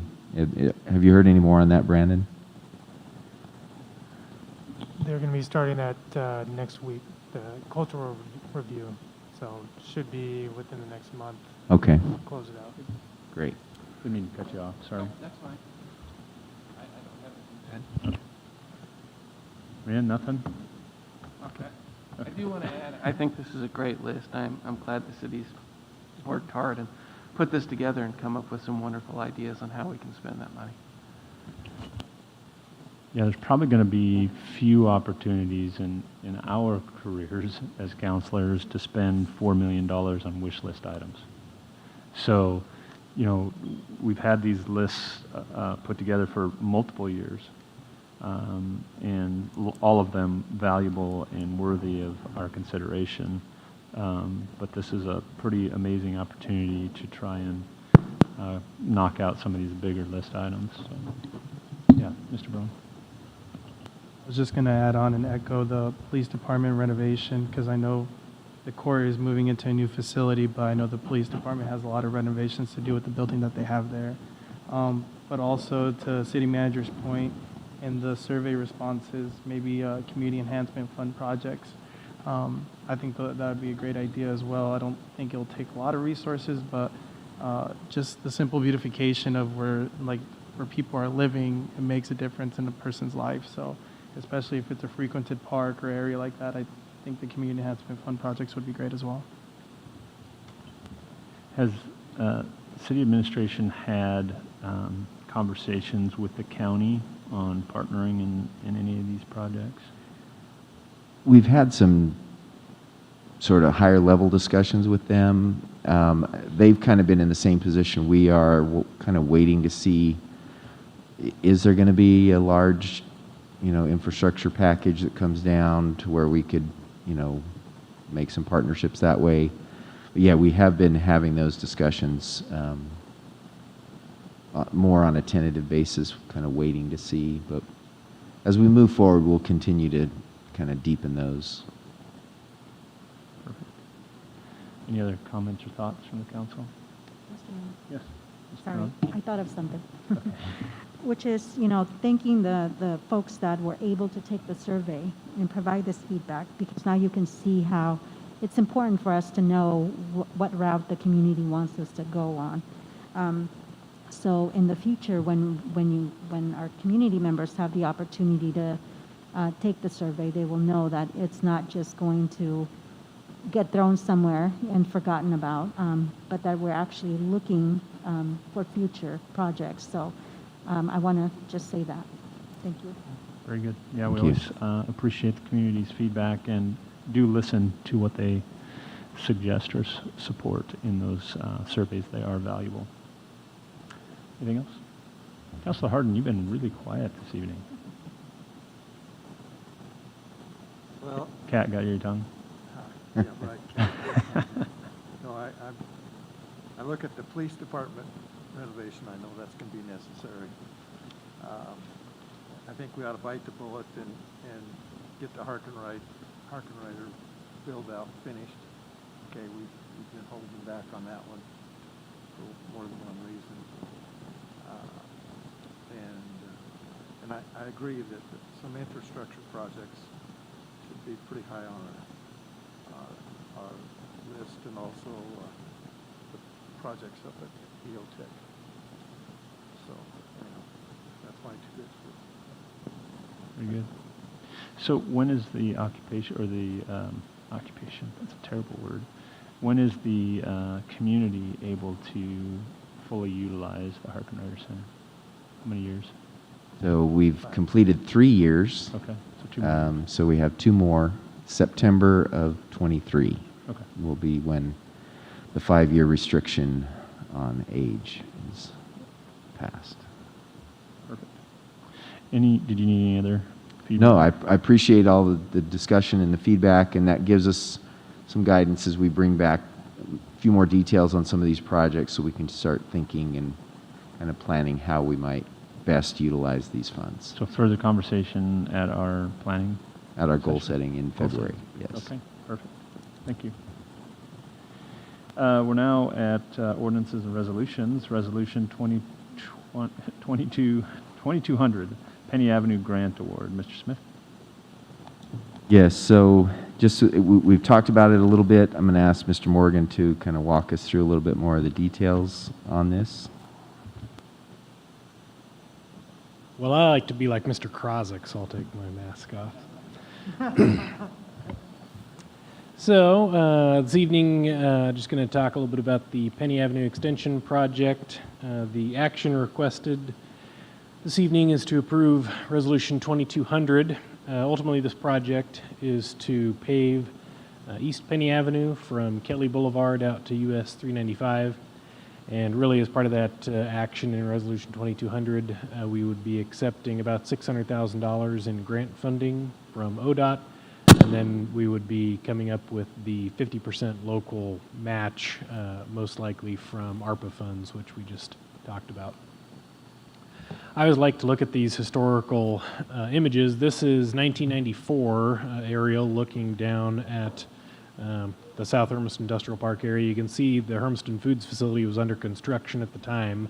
Walmart Distribution Center wasn't anything, really there wasn't anything down in that vicinity, and it really wasn't that long ago. It wasn't even 30 years ago that the area looked like that. Here it is today, really just between Walmart Distribution Center, Corteva, formerly Pioneer Seed, Columbia Basin Bioscience. Just between those three employers, there's a little over 1,000 direct jobs located just in those three employers. Then there's a significant amount of employment in a lot of the smaller light industrial operators that make their home on Kelly Boulevard and Campbell Drive currently. And this image from Google Earth is from early in 2021, so we did not yet have the Meyer Distributing Warehouse under construction at that point. Looking ahead, as far as where we're heading in that area, like I mentioned, the Meyer Distributing Warehouse is under construction. They're nearing completion on their first phase of their warehouse down there. Amazon Web Services continues to proceed in developing their site that they own down off of Penny and Kelly. And then, in any other world, not relative to those two large developments, I always like to point out we shouldn't lose sight of A1 Hose and Supply, our local light industrial developer down in off of Campbell Boulevard. They're still building a 30,000 square foot warehouse as they continue to expand down in that vicinity. So still lots of good things proceeding down in our kind of key employment lands area of the community. So looking forward, really what do we have left down in that vicinity? It's important to keep in mind, we're down on Feedville Road is really our urban growth boundary down there. So this is still kind of what we have available as far as large-scale industrial development potential down in the southern part of the community. We still maintain our long-term relationship with the property owners of our main large-scale industrial site down there. Still about 210 acres available, going all the way from Feedville Road back up to Penny Avenue. The Port Umatilla is in the process, actually, of selling their 40-acre parcel to a developer off of the new Southeast 10th Street. It still exists as one large parcel, so it could be developed still in several larger 5 to 10 acre lots. We hope that will get kind of subdivided down to accommodate some of the smaller light industrial development that we've seen as we're running out of some of the lots on Kelly and Campbell. And then also, it looks a little funky on it as a shape, but the former Hermiston Foods facility, the folks that bought that facility also bought the acreage surrounding it. So it's a bit of a challenging geometry, but it's still a pretty decent sized, well served by utilities and street infrastructure site down in that area. So although we've been seeing a significant amount of development here just in the last year or so, still nearly 300 acres of developable land down in that area, which is still, according to our industrial lands inventory, still should last us quite some time. So on our transportation system plan that has been approved for many years now, one of the components for that transportation system plan calls for extending, this is Penny Avenue that provides access back to Corteva, the former Pioneer Seed Facility, Meyer Distributing, those, but currently you have to access it off of Kelly Boulevard. That's the only way to get there. So we've long called for extending Penny Avenue out to connect up to Highway 395. Also on the transportation system plan, those on the council who at the time probably remember the conversation we had about the potential for the request from ODOT to put in a roundabout at that future intersection. It's called out on our transportation system plan as a traffic stoplight, traffic signal when vehicle trips warrant it.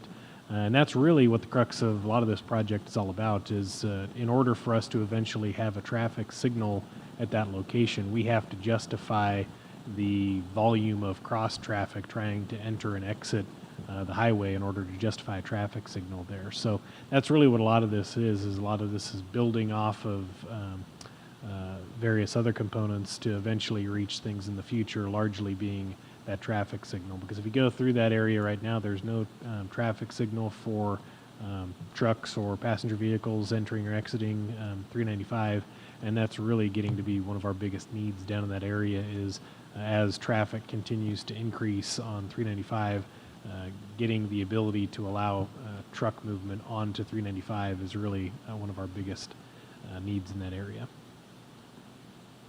So when we, back in about 2019, when we looked at kind of a larger master plan for the South Hermiston industrial area, we held 2 work sessions with property owners and business owners in that entire vicinity there, looking at, we had about $9 million worth of total projects that we had scoped out, and we wanted to get an idea from them on what would be the most impactful or their highest priority projects to proceed on. And that's where we ended up proceeding with what we're currently in construction on for the South Hermiston Industrial Park Phase 1 projects, which is to pave Campbell, pave Southeast 10th, punch in Cook Avenue, and then put in utilities in 10th and in Cook. But a close second that just fell off the list really was providing Penny Avenue access out to 395. Really a lot of the smaller light industrial developments on Kelly and Campbell saw that as really a good immediate need as far as being able to accommodate truck traffic coming in off of 395, not having to go into their sites, being able to onload and offload product, on the street basically, and then continue back on out onto 395. And ultimately, they see the vision in the future for being able to accommodate a traffic signal at one fixed point that all of that entire area can then drain out onto 395 from. So, as I mentioned, this action this evening would leverage our ARPA dollars toward some state-level grant funding in the form of an Immediate Opportunity Fund grant.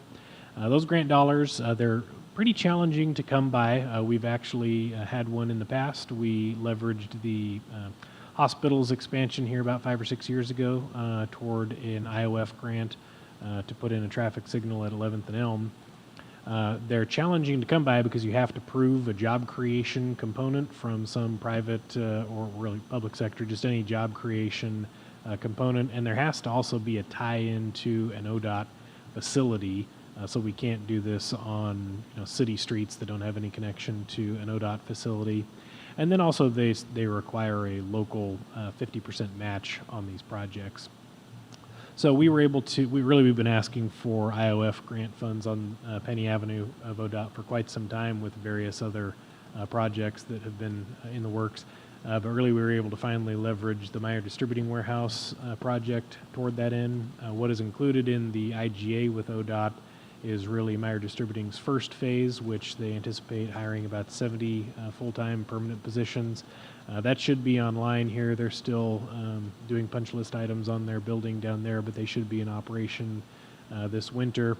At full build-out, they still anticipate about 200 new jobs out there when they build out to about 600,000 square feet. So the Oregon Transportation Commission approved our request back in March, and we finally got the IOF agreement from ODOT on October 14th. So the nice thing about these immediate opportunity grant funds taking quite a while is it really eliminates pretty much all of our risk because those the IOF requires a job creation component, and technically there is language in there that if the jobs are not created or the number of jobs are missed, then the recipient has to repay some of those funds to ODOT. At this point, with Meyer Distributing already being nearly complete with their $10 million expansion, they're in the process of hiring right now, so that really eliminates a lot of our risk from that standpoint. So next steps moving forward, we'd like to have Anderson Perry get started on full design here in the next month or so, advertising that for contractors towards the end of winter time, opening bids in the spring, and then hopefully being into construction next summer and into the fall, and hopefully have some traffic out there on the roadway this time next year. Fiscal information, we already talked about it a little bit just a few minutes ago, recommending that we've received about $3.9 million in federal ARPA awards.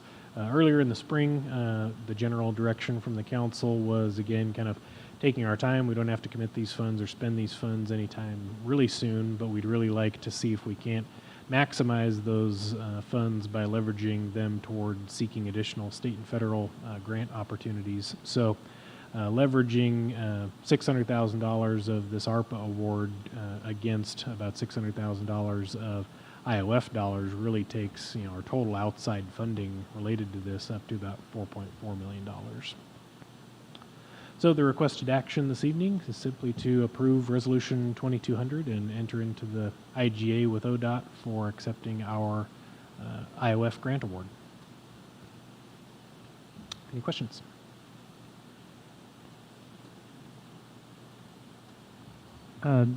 Yeah, just a question on design.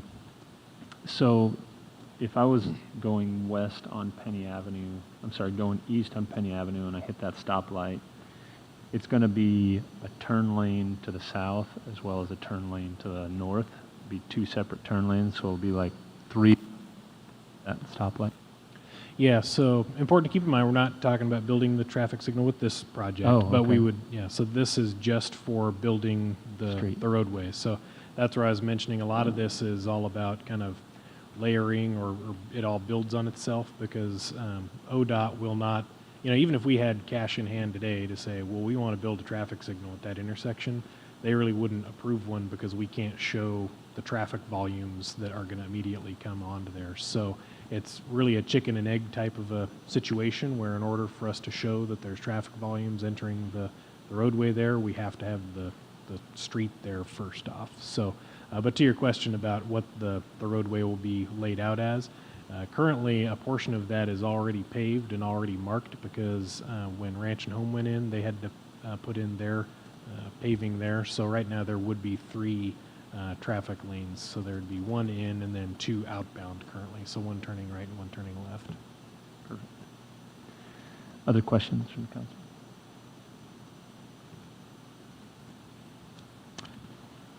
Okay. Any public comment on Resolution 2200? Okay. Can I get a motion to adopt Resolution 22? So moved.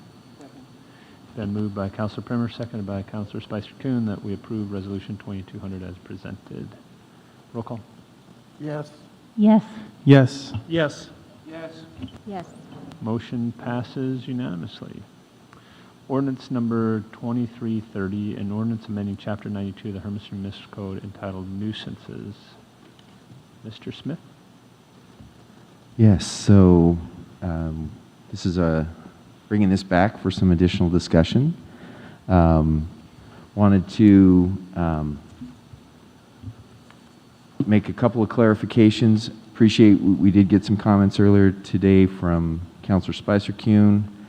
And so there is a updated version at your seat. And those have a bunch of kind of typo level corrections that he was able to find. And so we were able to make those versus what was in your packet. But essentially the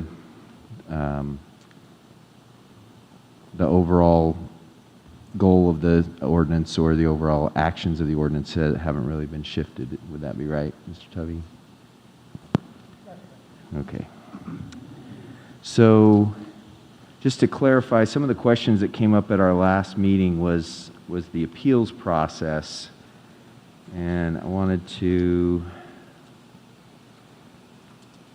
the thing that's interesting in this nuisance ordinance is there's kind of the standard list of nuisances, and they go through a process, and then there's noise and smells. And we give them their own sets of processes to go through because of the technical nature of both of those and the difficulties that we have encountered.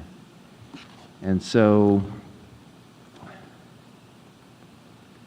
let's see, Mr. Tubby, what did we, is it 16 is the appeals section for the general? That'll be in 9214. Okay. It would be Oh, yeah. C, subsection C of that.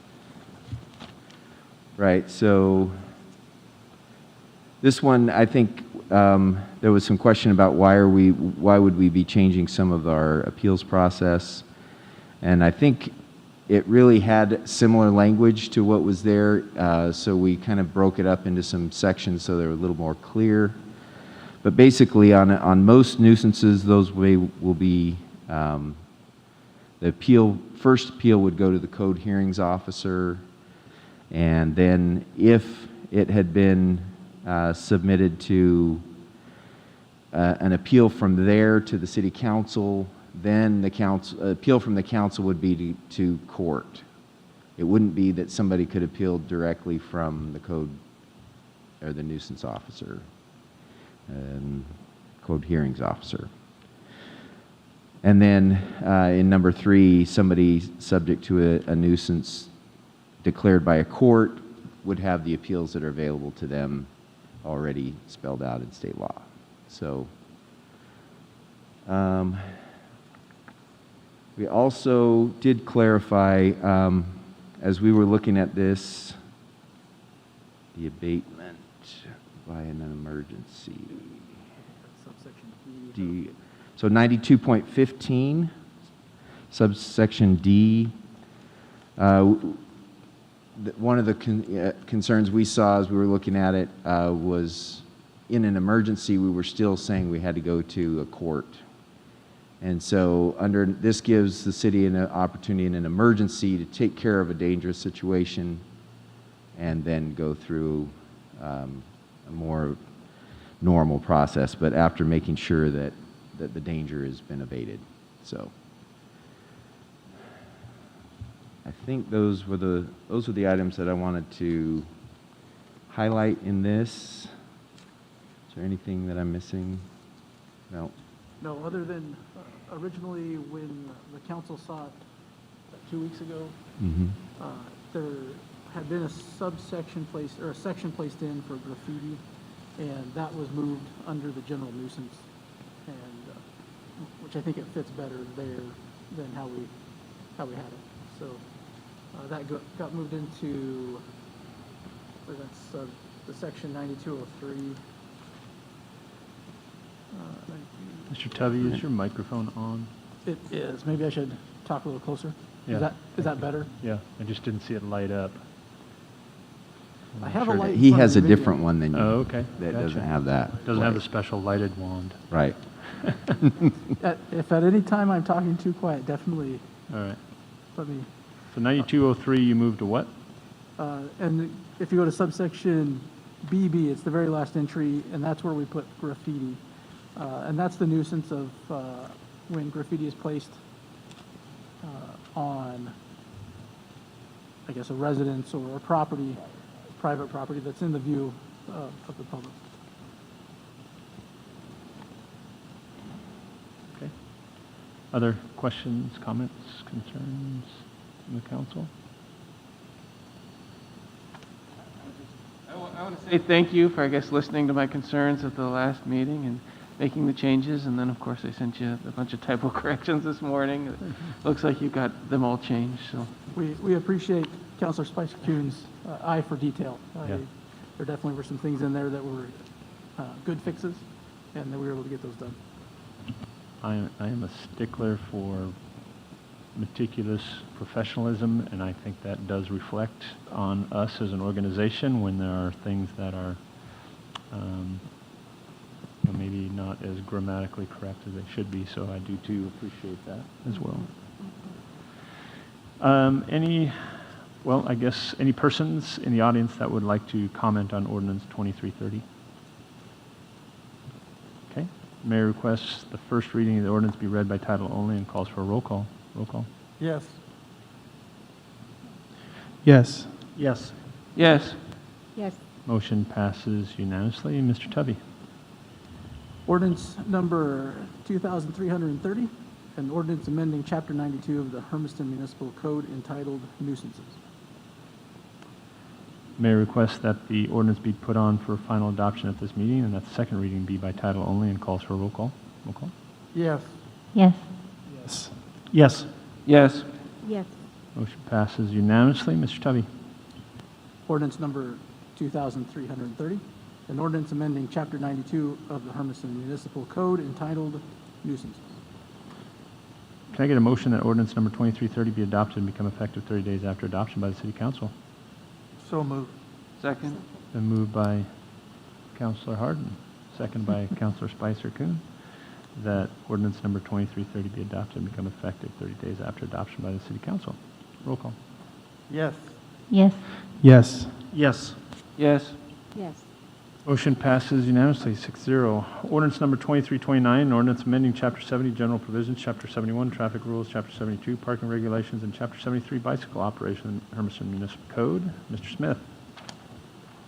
Yes. So again, we went back and looked at the section particularly that Councilor Primer brought up related to the parade permit, and and agreed with his assessment that we probably don't want to appeal from the city manager to the circuit court on a parade permit. So we kind of modeled it after some other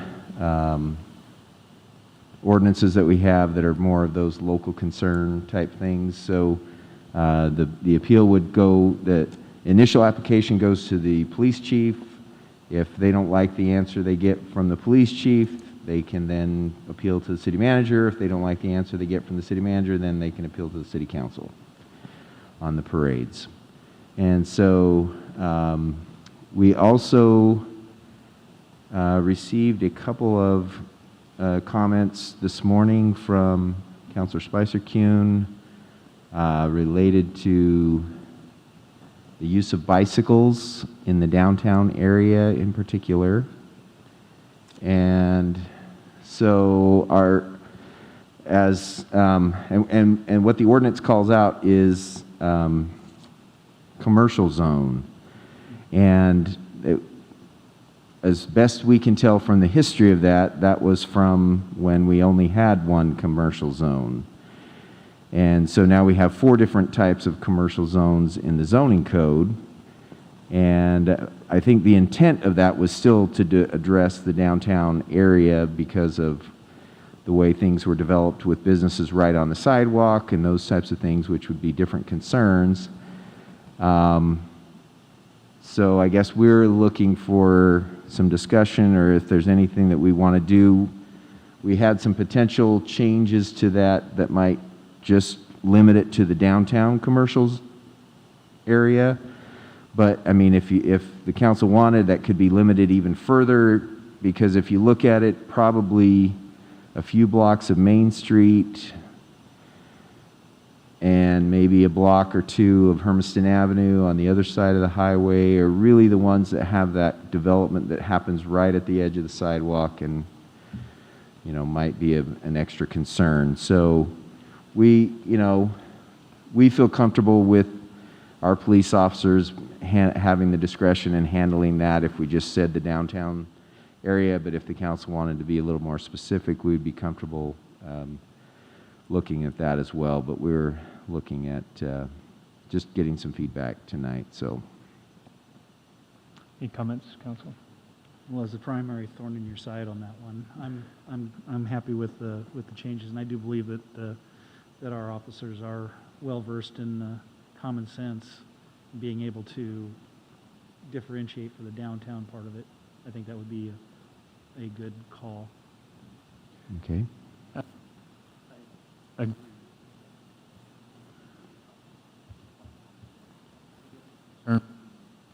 The future, you know, hopefully we're not changing these very often. And that, you know, 20 years from now, do people understand that? So the limitations to the downtown commercial zone, I think, makes more sense to me. I don't know if you can add that language in there easily, or we could just approve it with that language. If that makes a lot of sense. You think we could do that? So part of the question would be what we call downtown. Right. And want to make sure we call that out. Yep. I think the zone right now is the central commercial zone, which actually is a couple blocks north and south of Main Street, which I think Main is what we would call downtown. Yeah. And so potentially, the potential for language could be, if we're considering Main Street from 395 to 4th Street, or somewhere within that nature, unless we're thinking of expanding a little bit more north or south of that. Or What if we use the urban renewal district boundaries? Would that work, Clint, you think? I was going to mention that there are 3 different things that you could consider. One would be your central commercial zone, which is a pretty large area, but is our C1 zoning, which is intended to be our downtown. The urban renewal district itself is roughly analogous to the C1 zone, but is, I guess, a little better defined, because that has a set boundary from when we adopted it in 2013. And if we rezoned something else to C1 tomorrow, it might change where that boundary is in the ordinance. But then we also have our downtown overlay, which is just Main Street from 395 to 7th Street, and then Hurlburt and Gladys from 395 to 4th Street. So that one is what we always have considered our true core downtown, is the downtown commercial overlay. What about the portion on the other side of 395? Because some of those buildings there have some doorways that open onto the sidewalk. And Exactly. Those ones were not considered in the downtown commercial overlay because really the intent with the downtown, with the DCO, was to take advantage of the municipal parking lots and lower the parking restrictions for commercial businesses. Those parking lots aren't on the east side of 395, so that's why the DCO was only on the west side. But you could say the DCO boundary and Hermiston Avenue between 395 and 6th Street or 5th Street would also create your real downtown boundary. but the urban renewal district would include both sides of the highway. Would that? That's correct. That's why I was thinking that might be the easiest way to kind of define it. And then it would still include some areas that may not apply, but at that point, again, our officers can handle that. Yeah, the question I would have with the urban renewal district, was intended to be a temporary district, correct? 20 years, but yes. So, I mean, I don't know how long it's been since we renovated those, but if we read those into the code, when that urban renewal district goes away, we'd need to have some sort of definition that replaces them. Yeah, that'll sunset in 2033, and, well, personally, you know, if things continue on the way they're going, our downtown will be a lot bigger by then, and so you will probably want to be revisiting where you do and don't want sidewalks or bikes on sidewalks by then. Chief, you got any input? Don't want to complicate the job any, but also want to be descriptive so officers have boundaries too, so. Sure, and yes, sir, Mr. Mayor. That was a request I had as far as a clearly defined area. As far as an opinion, I have responded to calls where children were deceased or a child was deceased from a collision with a car. So trying to weigh that with riding on sidewalks or not. And so that's just where I'm kind of in the middle. Do you have an opinion of safety downtown as far as where bikes should or shouldn't be? Well, I think it's, I think the intent, as was said by the city manager, the flow of pedestrian traffic, doors opening, that is a huge concern.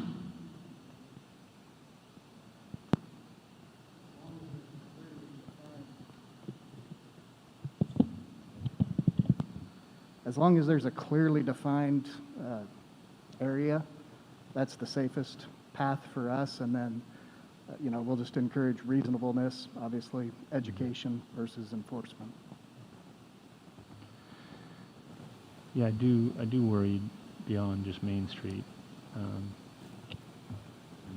potentially Hurlburt, in traffic areas. So I don't know that Main Street should just be it, but I also understand Spicer Coon's concern in 20 or in 10 years. If we were to renewal district, that could change. And didn't you say that there's also a zoning that pretty much mirrors the urban renewal district? Yeah, that's the C1 zone. The C1 zone, so we potentially could use that as it's almost analogous to, and that one wouldn't sunset. That's just another suggestion. However, as I did mention, yeah, we do always have the ability to make the C1 zone bigger in the future, and the urban renewal district, though, is set by an ordinance that was adopted in one day. So out of the two, I would probably prefer urban renewal to C1, just because I could see a day coming down the road where all of a sudden we want C1 to extend past 4th Street, for instance, or something. And then, you know, maybe it's okay to ride on the sidewalk in that situation. So how would the council like to proceed? Personally, I would prefer we just go ahead and go with the, with Mr. Spencer's assessment of using the urban renewal district boundaries. Okay. Any other comment? Okay, so we'll make an amendment in the motion. Are there any other comments about ordinance number 2329? So Any other changes in there? there was one more section Yep. that Councilor Spicer-Kuhn pointed out, and actually, I appreciate that he did. It gave me a chance to take a look at it, and then in doing so, was able to pull the tow policy from the police department. And so we're looking at the section, I'll reference you to 70.07, subsection B2. And so I was able to pull the tow policy, which has similar language. However, for that section, I believe it has language that we should have we should mirror it within our code. And it is a bit different, so it would require an amendment to that section. The language that is in the tow policy for the police department reads, when the arrestee or a passenger is the registered or legal owner of the vehicle and requests that the vehicle be released to a person who is present, willing and able to legally take control of the vehicle. Which is just a bit different from what we have, what was put together in this, within the ordinance previously. I think I don't know all of the thoughts that went into some of these amendments as I'm coming in, as they were completed. But it looks like it was trying to kind of clean it up so we knew who the vehicles could be released to. But I think it made it maybe a little bit less clear. And the policy from the police department, I believe, is the more correct statement of what we want to be doing with those vehicles as they have those and have the opportunity to not tow them. Have you read that? Are you comfortable with that? I haven't seen the amendment. I can speak as to what I asked. I simply asked, in the previous ordinance, it looks like upon a traffic stop, if the car is going to be subject to impound or seizure, there's the ability there to release it to, there previously was the ability to release it to, it looked like a person present in the vehicle, park the vehicle, or let the owner take the vehicle home. I'm assuming if neither of the drivers were the owner. In the new revision, it looked like they got rid of that subsection allowing a release to the owner of the vehicle, and I just questioned what was the purpose for that. I would think that if somebody, I can see situations where perhaps if a car is stolen and the owner wants to come reclaim the vehicle, it should be reclaimed instead of perhaps being impounded and the owner having to pay an impound fee at that point. That was just my reasoning there, and so I just asked them. Did you like their suggestion? Yeah, I think it's a reasonable suggestion. Okay. Anything else? No, I believe that covered all. Yeah, I think those were the questions that had come up. The only question I had, 71.05. So it's called Jacob's brakes. And the operation of compression brakes, commonly known as Jake brakes. Okay, so we crossed out Jacob's brakes, but we didn't change the title of 7105. I'm just wondering why. It's, again, just trying to be as precise as possible with our language. And You okay with that? I don't see any reason to not change. Okay, I mean, we could, we'll just call it Jake brakes. How about that? Yeah. 71.05, call it Jake brakes. If we're doing it, we need to Yeah, we're making enough amendments. Get them all done. Yep. All right, any other questions on that? Okay, so any public comment on ordinance number 2329? Come on up.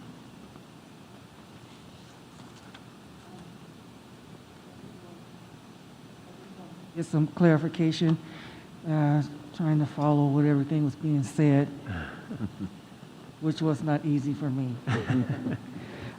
With the Chapter 73 for the bicycle operation, were you talking about not allowing children or teenagers or adults, anyone to ride bikes on the sidewalk on downtown? Is that what that was about? Yes. Yes. Oh, okay, that's all I wanted to know. Thank you. Yep.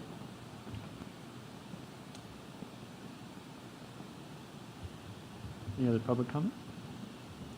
Okay, so Mayor requests the first reading of the ordinance be read by title only and calls for a roll call. Well, I guess before we do that, is he going to make the amendments and then get it back to us, or?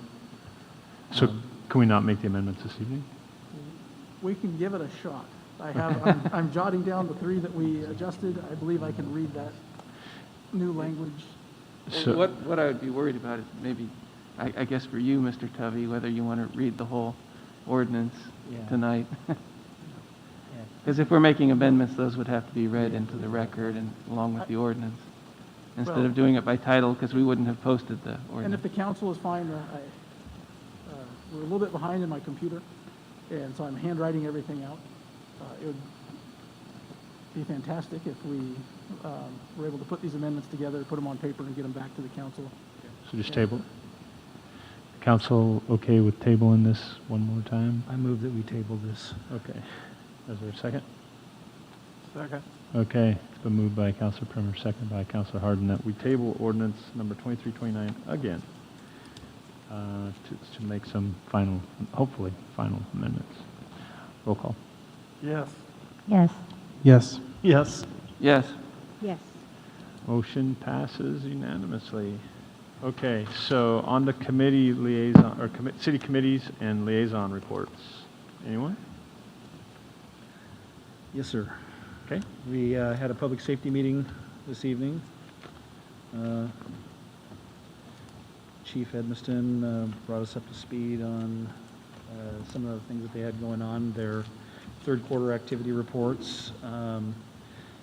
We're seeing a trend in some places, up and down. Averages are a little wonky here and there, but the change is Chief, you wanted to do this one? It's easier for you. Sure. So we started off just talking about that. We did a personnel update.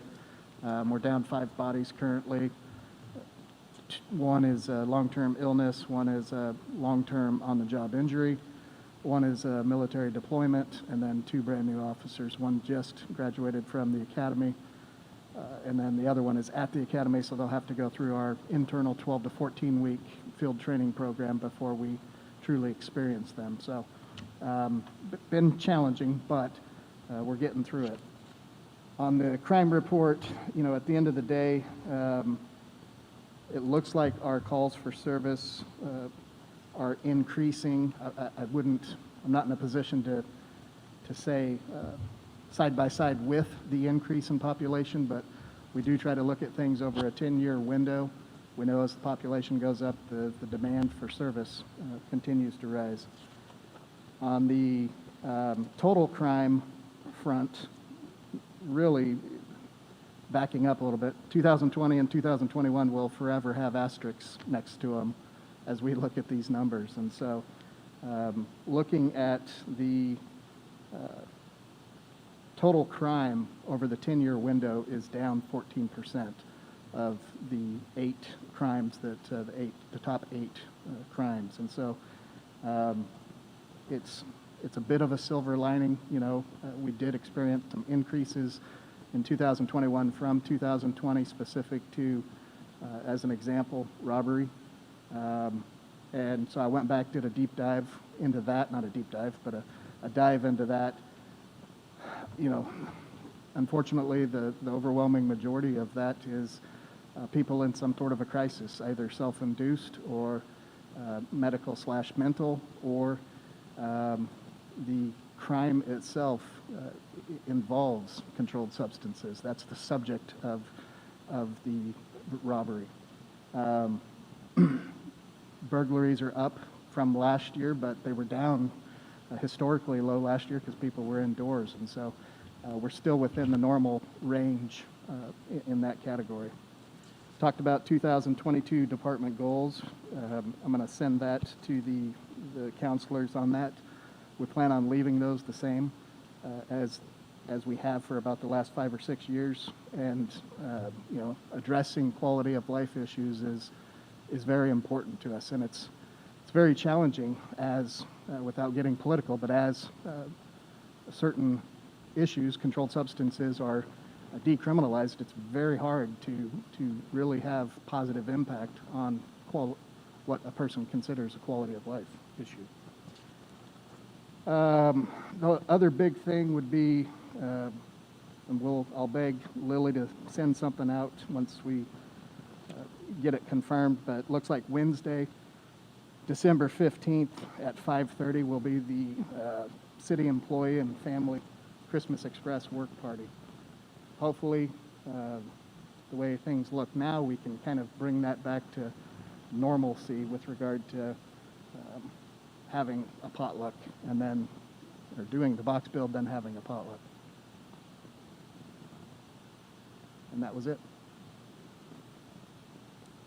Thank you, Chief. It's tough being 5 officers down. I know that internal hiring is kind of be challenging right now in the political environment we're in as well, and so created, I'm sure, some additional challenges for you during this process. I also noticed that you historically are under budget, and so I'm not sure why we aren't potentially looking to add some additional staff if necessary to help fill out some of those shortfalls. You had mentioned in the past to the homeless calls, and you didn't speak to that one this time, but if I remember right, it was 20 to 25% of the calls that you're going out on have some relationship to homelessness. Is that still pretty accurate? Correct. Between the two shifts, day shift, late shift, it's right around 20%. We did see a pretty significant spike the first 15 days of this month, which ironically coincides with the spike last year at the exact same time. And so during the first 15 days is when things kind of start getting a little bit colder, and I think it just puts people in a panic. But it's really leveled off this last week. There was a interesting article today in the Oregonian regarding the user level amounts of drugs and the decrease in arrests. I think Oregonian quoted there was 1,200 arrests per day in Oregon last year, and this year they're averaging 200. Have you seen a significant reduction in the number of arrests or citations for drugs? Absolutely. And of the calls for service, how many are drug related? I don't know that. That's not something we track. That would have to be a hand search, so you would have to go through 12 to 14,000 calls for service to do that. It would be nice if the program did do that, and so that might be something we'll ask our vendor to see if they can incorporate. Interesting to know as we participate in this first in the nation research study that Oregon is participating in, and whether that's good for society or not. Any other questions? Quickly, those drug arrests, you said there's been a substantial reduction. Is that due to the decriminalization of the drugs, or is that just in general, just less drug incidents going on? It's due to the decriminalization. Okay. It's I really don't want to say it publicly, but it's the time and energy that goes into that activity and what comes out on the other side. There's not a police officer in our department that believes somebody that is possessing marijuana should be in prison. Having said that, we see the horrendous side effects of the more serious drugs, methamphetamine, cocaine, heroin, and so the decriminalization of that without, in my opinion, the proper treatment, there's really no teeth. You know, there's growl, but there's no teeth that come with writing a citation. It's interesting if you guys haven't read that Oregonian article today, because they do talk about, you know, the potential consequences and trying to get people into treatment, and because they do have the option to pay a fine or go through treatment options or counseling online, and to date there's been no successful process through that. So be interested to see how this experiment plays out. How about other committee reports? Yes, Mr. Barone? I guess to those last comments, when I was working in drug and alcohol counseling, the statistic was 70% of all crimes are either the user was high before, during, or after the crime took place. So drug and alcohol does have a lot to do with crimes being committed. Moving on to the committee reports, we did have a Hispanic Advisory Committee. It was also kind of conjoined with our Hermiston 2040 Committee, so it was a focus group. So we got to hear from the Latino community about what they would want to see from Hermiston 2040. And out of that group came a lot of good things, a lot of great ideas. Some of it was more STEM and STEAM programs. They want people to have more options rather than, you know, you graduate from high school, you go to college. There's a lot of trades that we want people to start filling in as our generations start retiring. There's still a lot of empty positions, and especially in those trades. And those trades are just as good as a lot of the careers that are out there with a 4-year degree. Other than that, we talked about more bilingual staff. The Latino focus group really wanted to feel more welcome in city services and services in general, so more bilingual staff, people they can connect with, people they can relate with, was a big ask. A cultural center.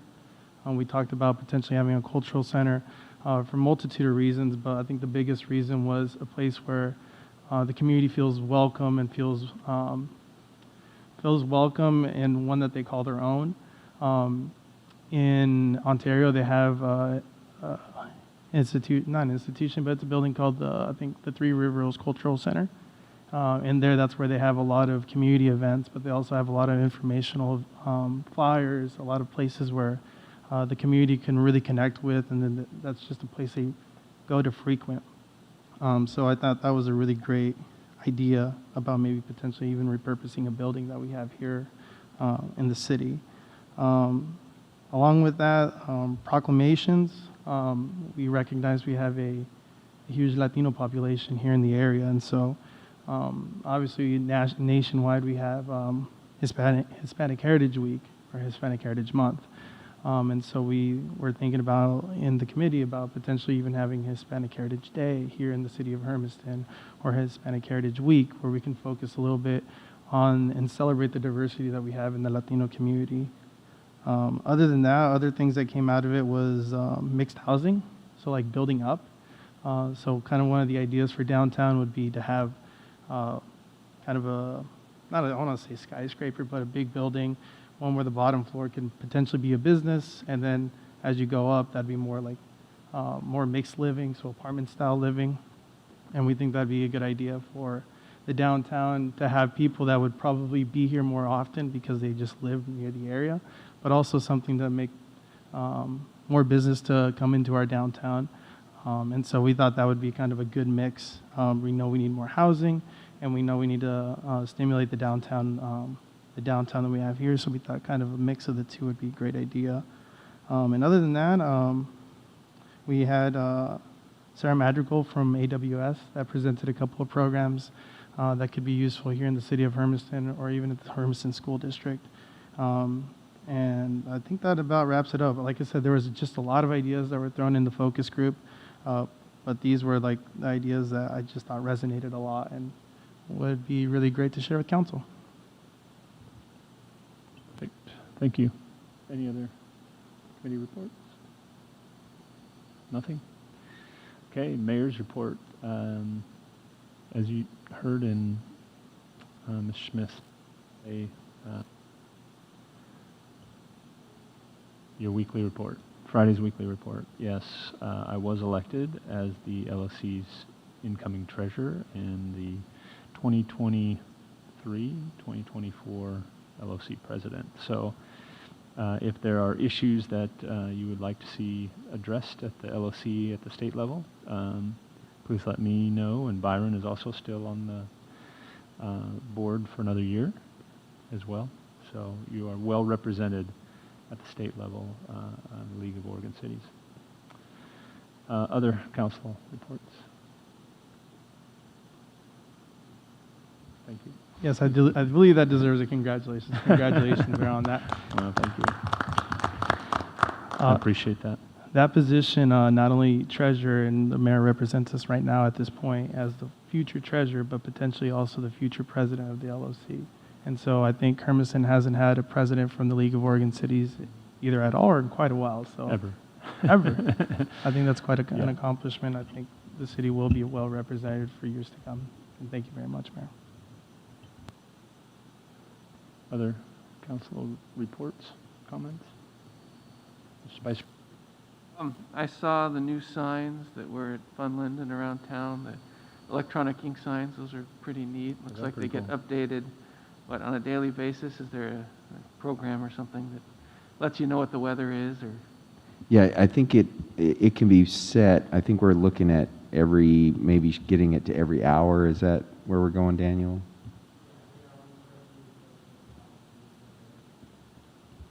So the company is out selling advertising, but we also have a section that's basically community announcements and news, and that how would rotates. somebody go about getting on or getting their community information, their club information, their group information onto one of those? That's honestly, we're in the process of kind of developing a policy of how we do that, particularly for nonprofits and those who are trying to get community information out. Excuse me. So they would be contacting the city to kind of get the gateway into that information.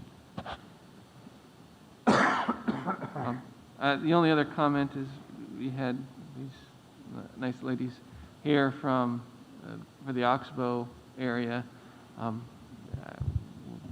I guess we should be kind of looking into, especially noxious weed prevention and what we can do to stop it. And these little foot scraper information posts look like a pretty good idea, and it may be something that we could get some community assistance from too, if we're going to put those in place.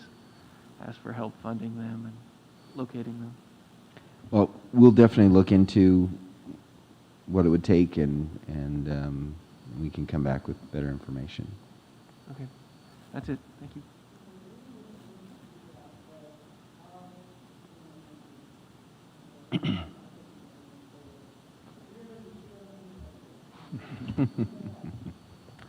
Any other council reports? Ms. Smith, city manager report. Yes, as we mentioned earlier, the City Hall is moving on with the first floor poured, and the second floor is moving forward. So excited to see that moving forward. We have scheduled interviews we're scheduling interviews for the Parks and Rec director as well as the court administrator, and we'll be reaching out to a few counselors to participate in each of those processes. And I did want to give just a preview again. I've mentioned it before, but in November we'll be having the BMCC president will come and kind of talk with the council at the 22nd council meeting. So looking forward to that. And that's all that I have. Any about the LSC? Well, I thought the two training sessions prior to the annual business meeting were very helpful, kind of right on topic, and then the business meeting was handled as quickly as it could be handled, and that wasn't very quick. Here it went. Well, they made improvements, I guess. That's good. All right. Thank you. And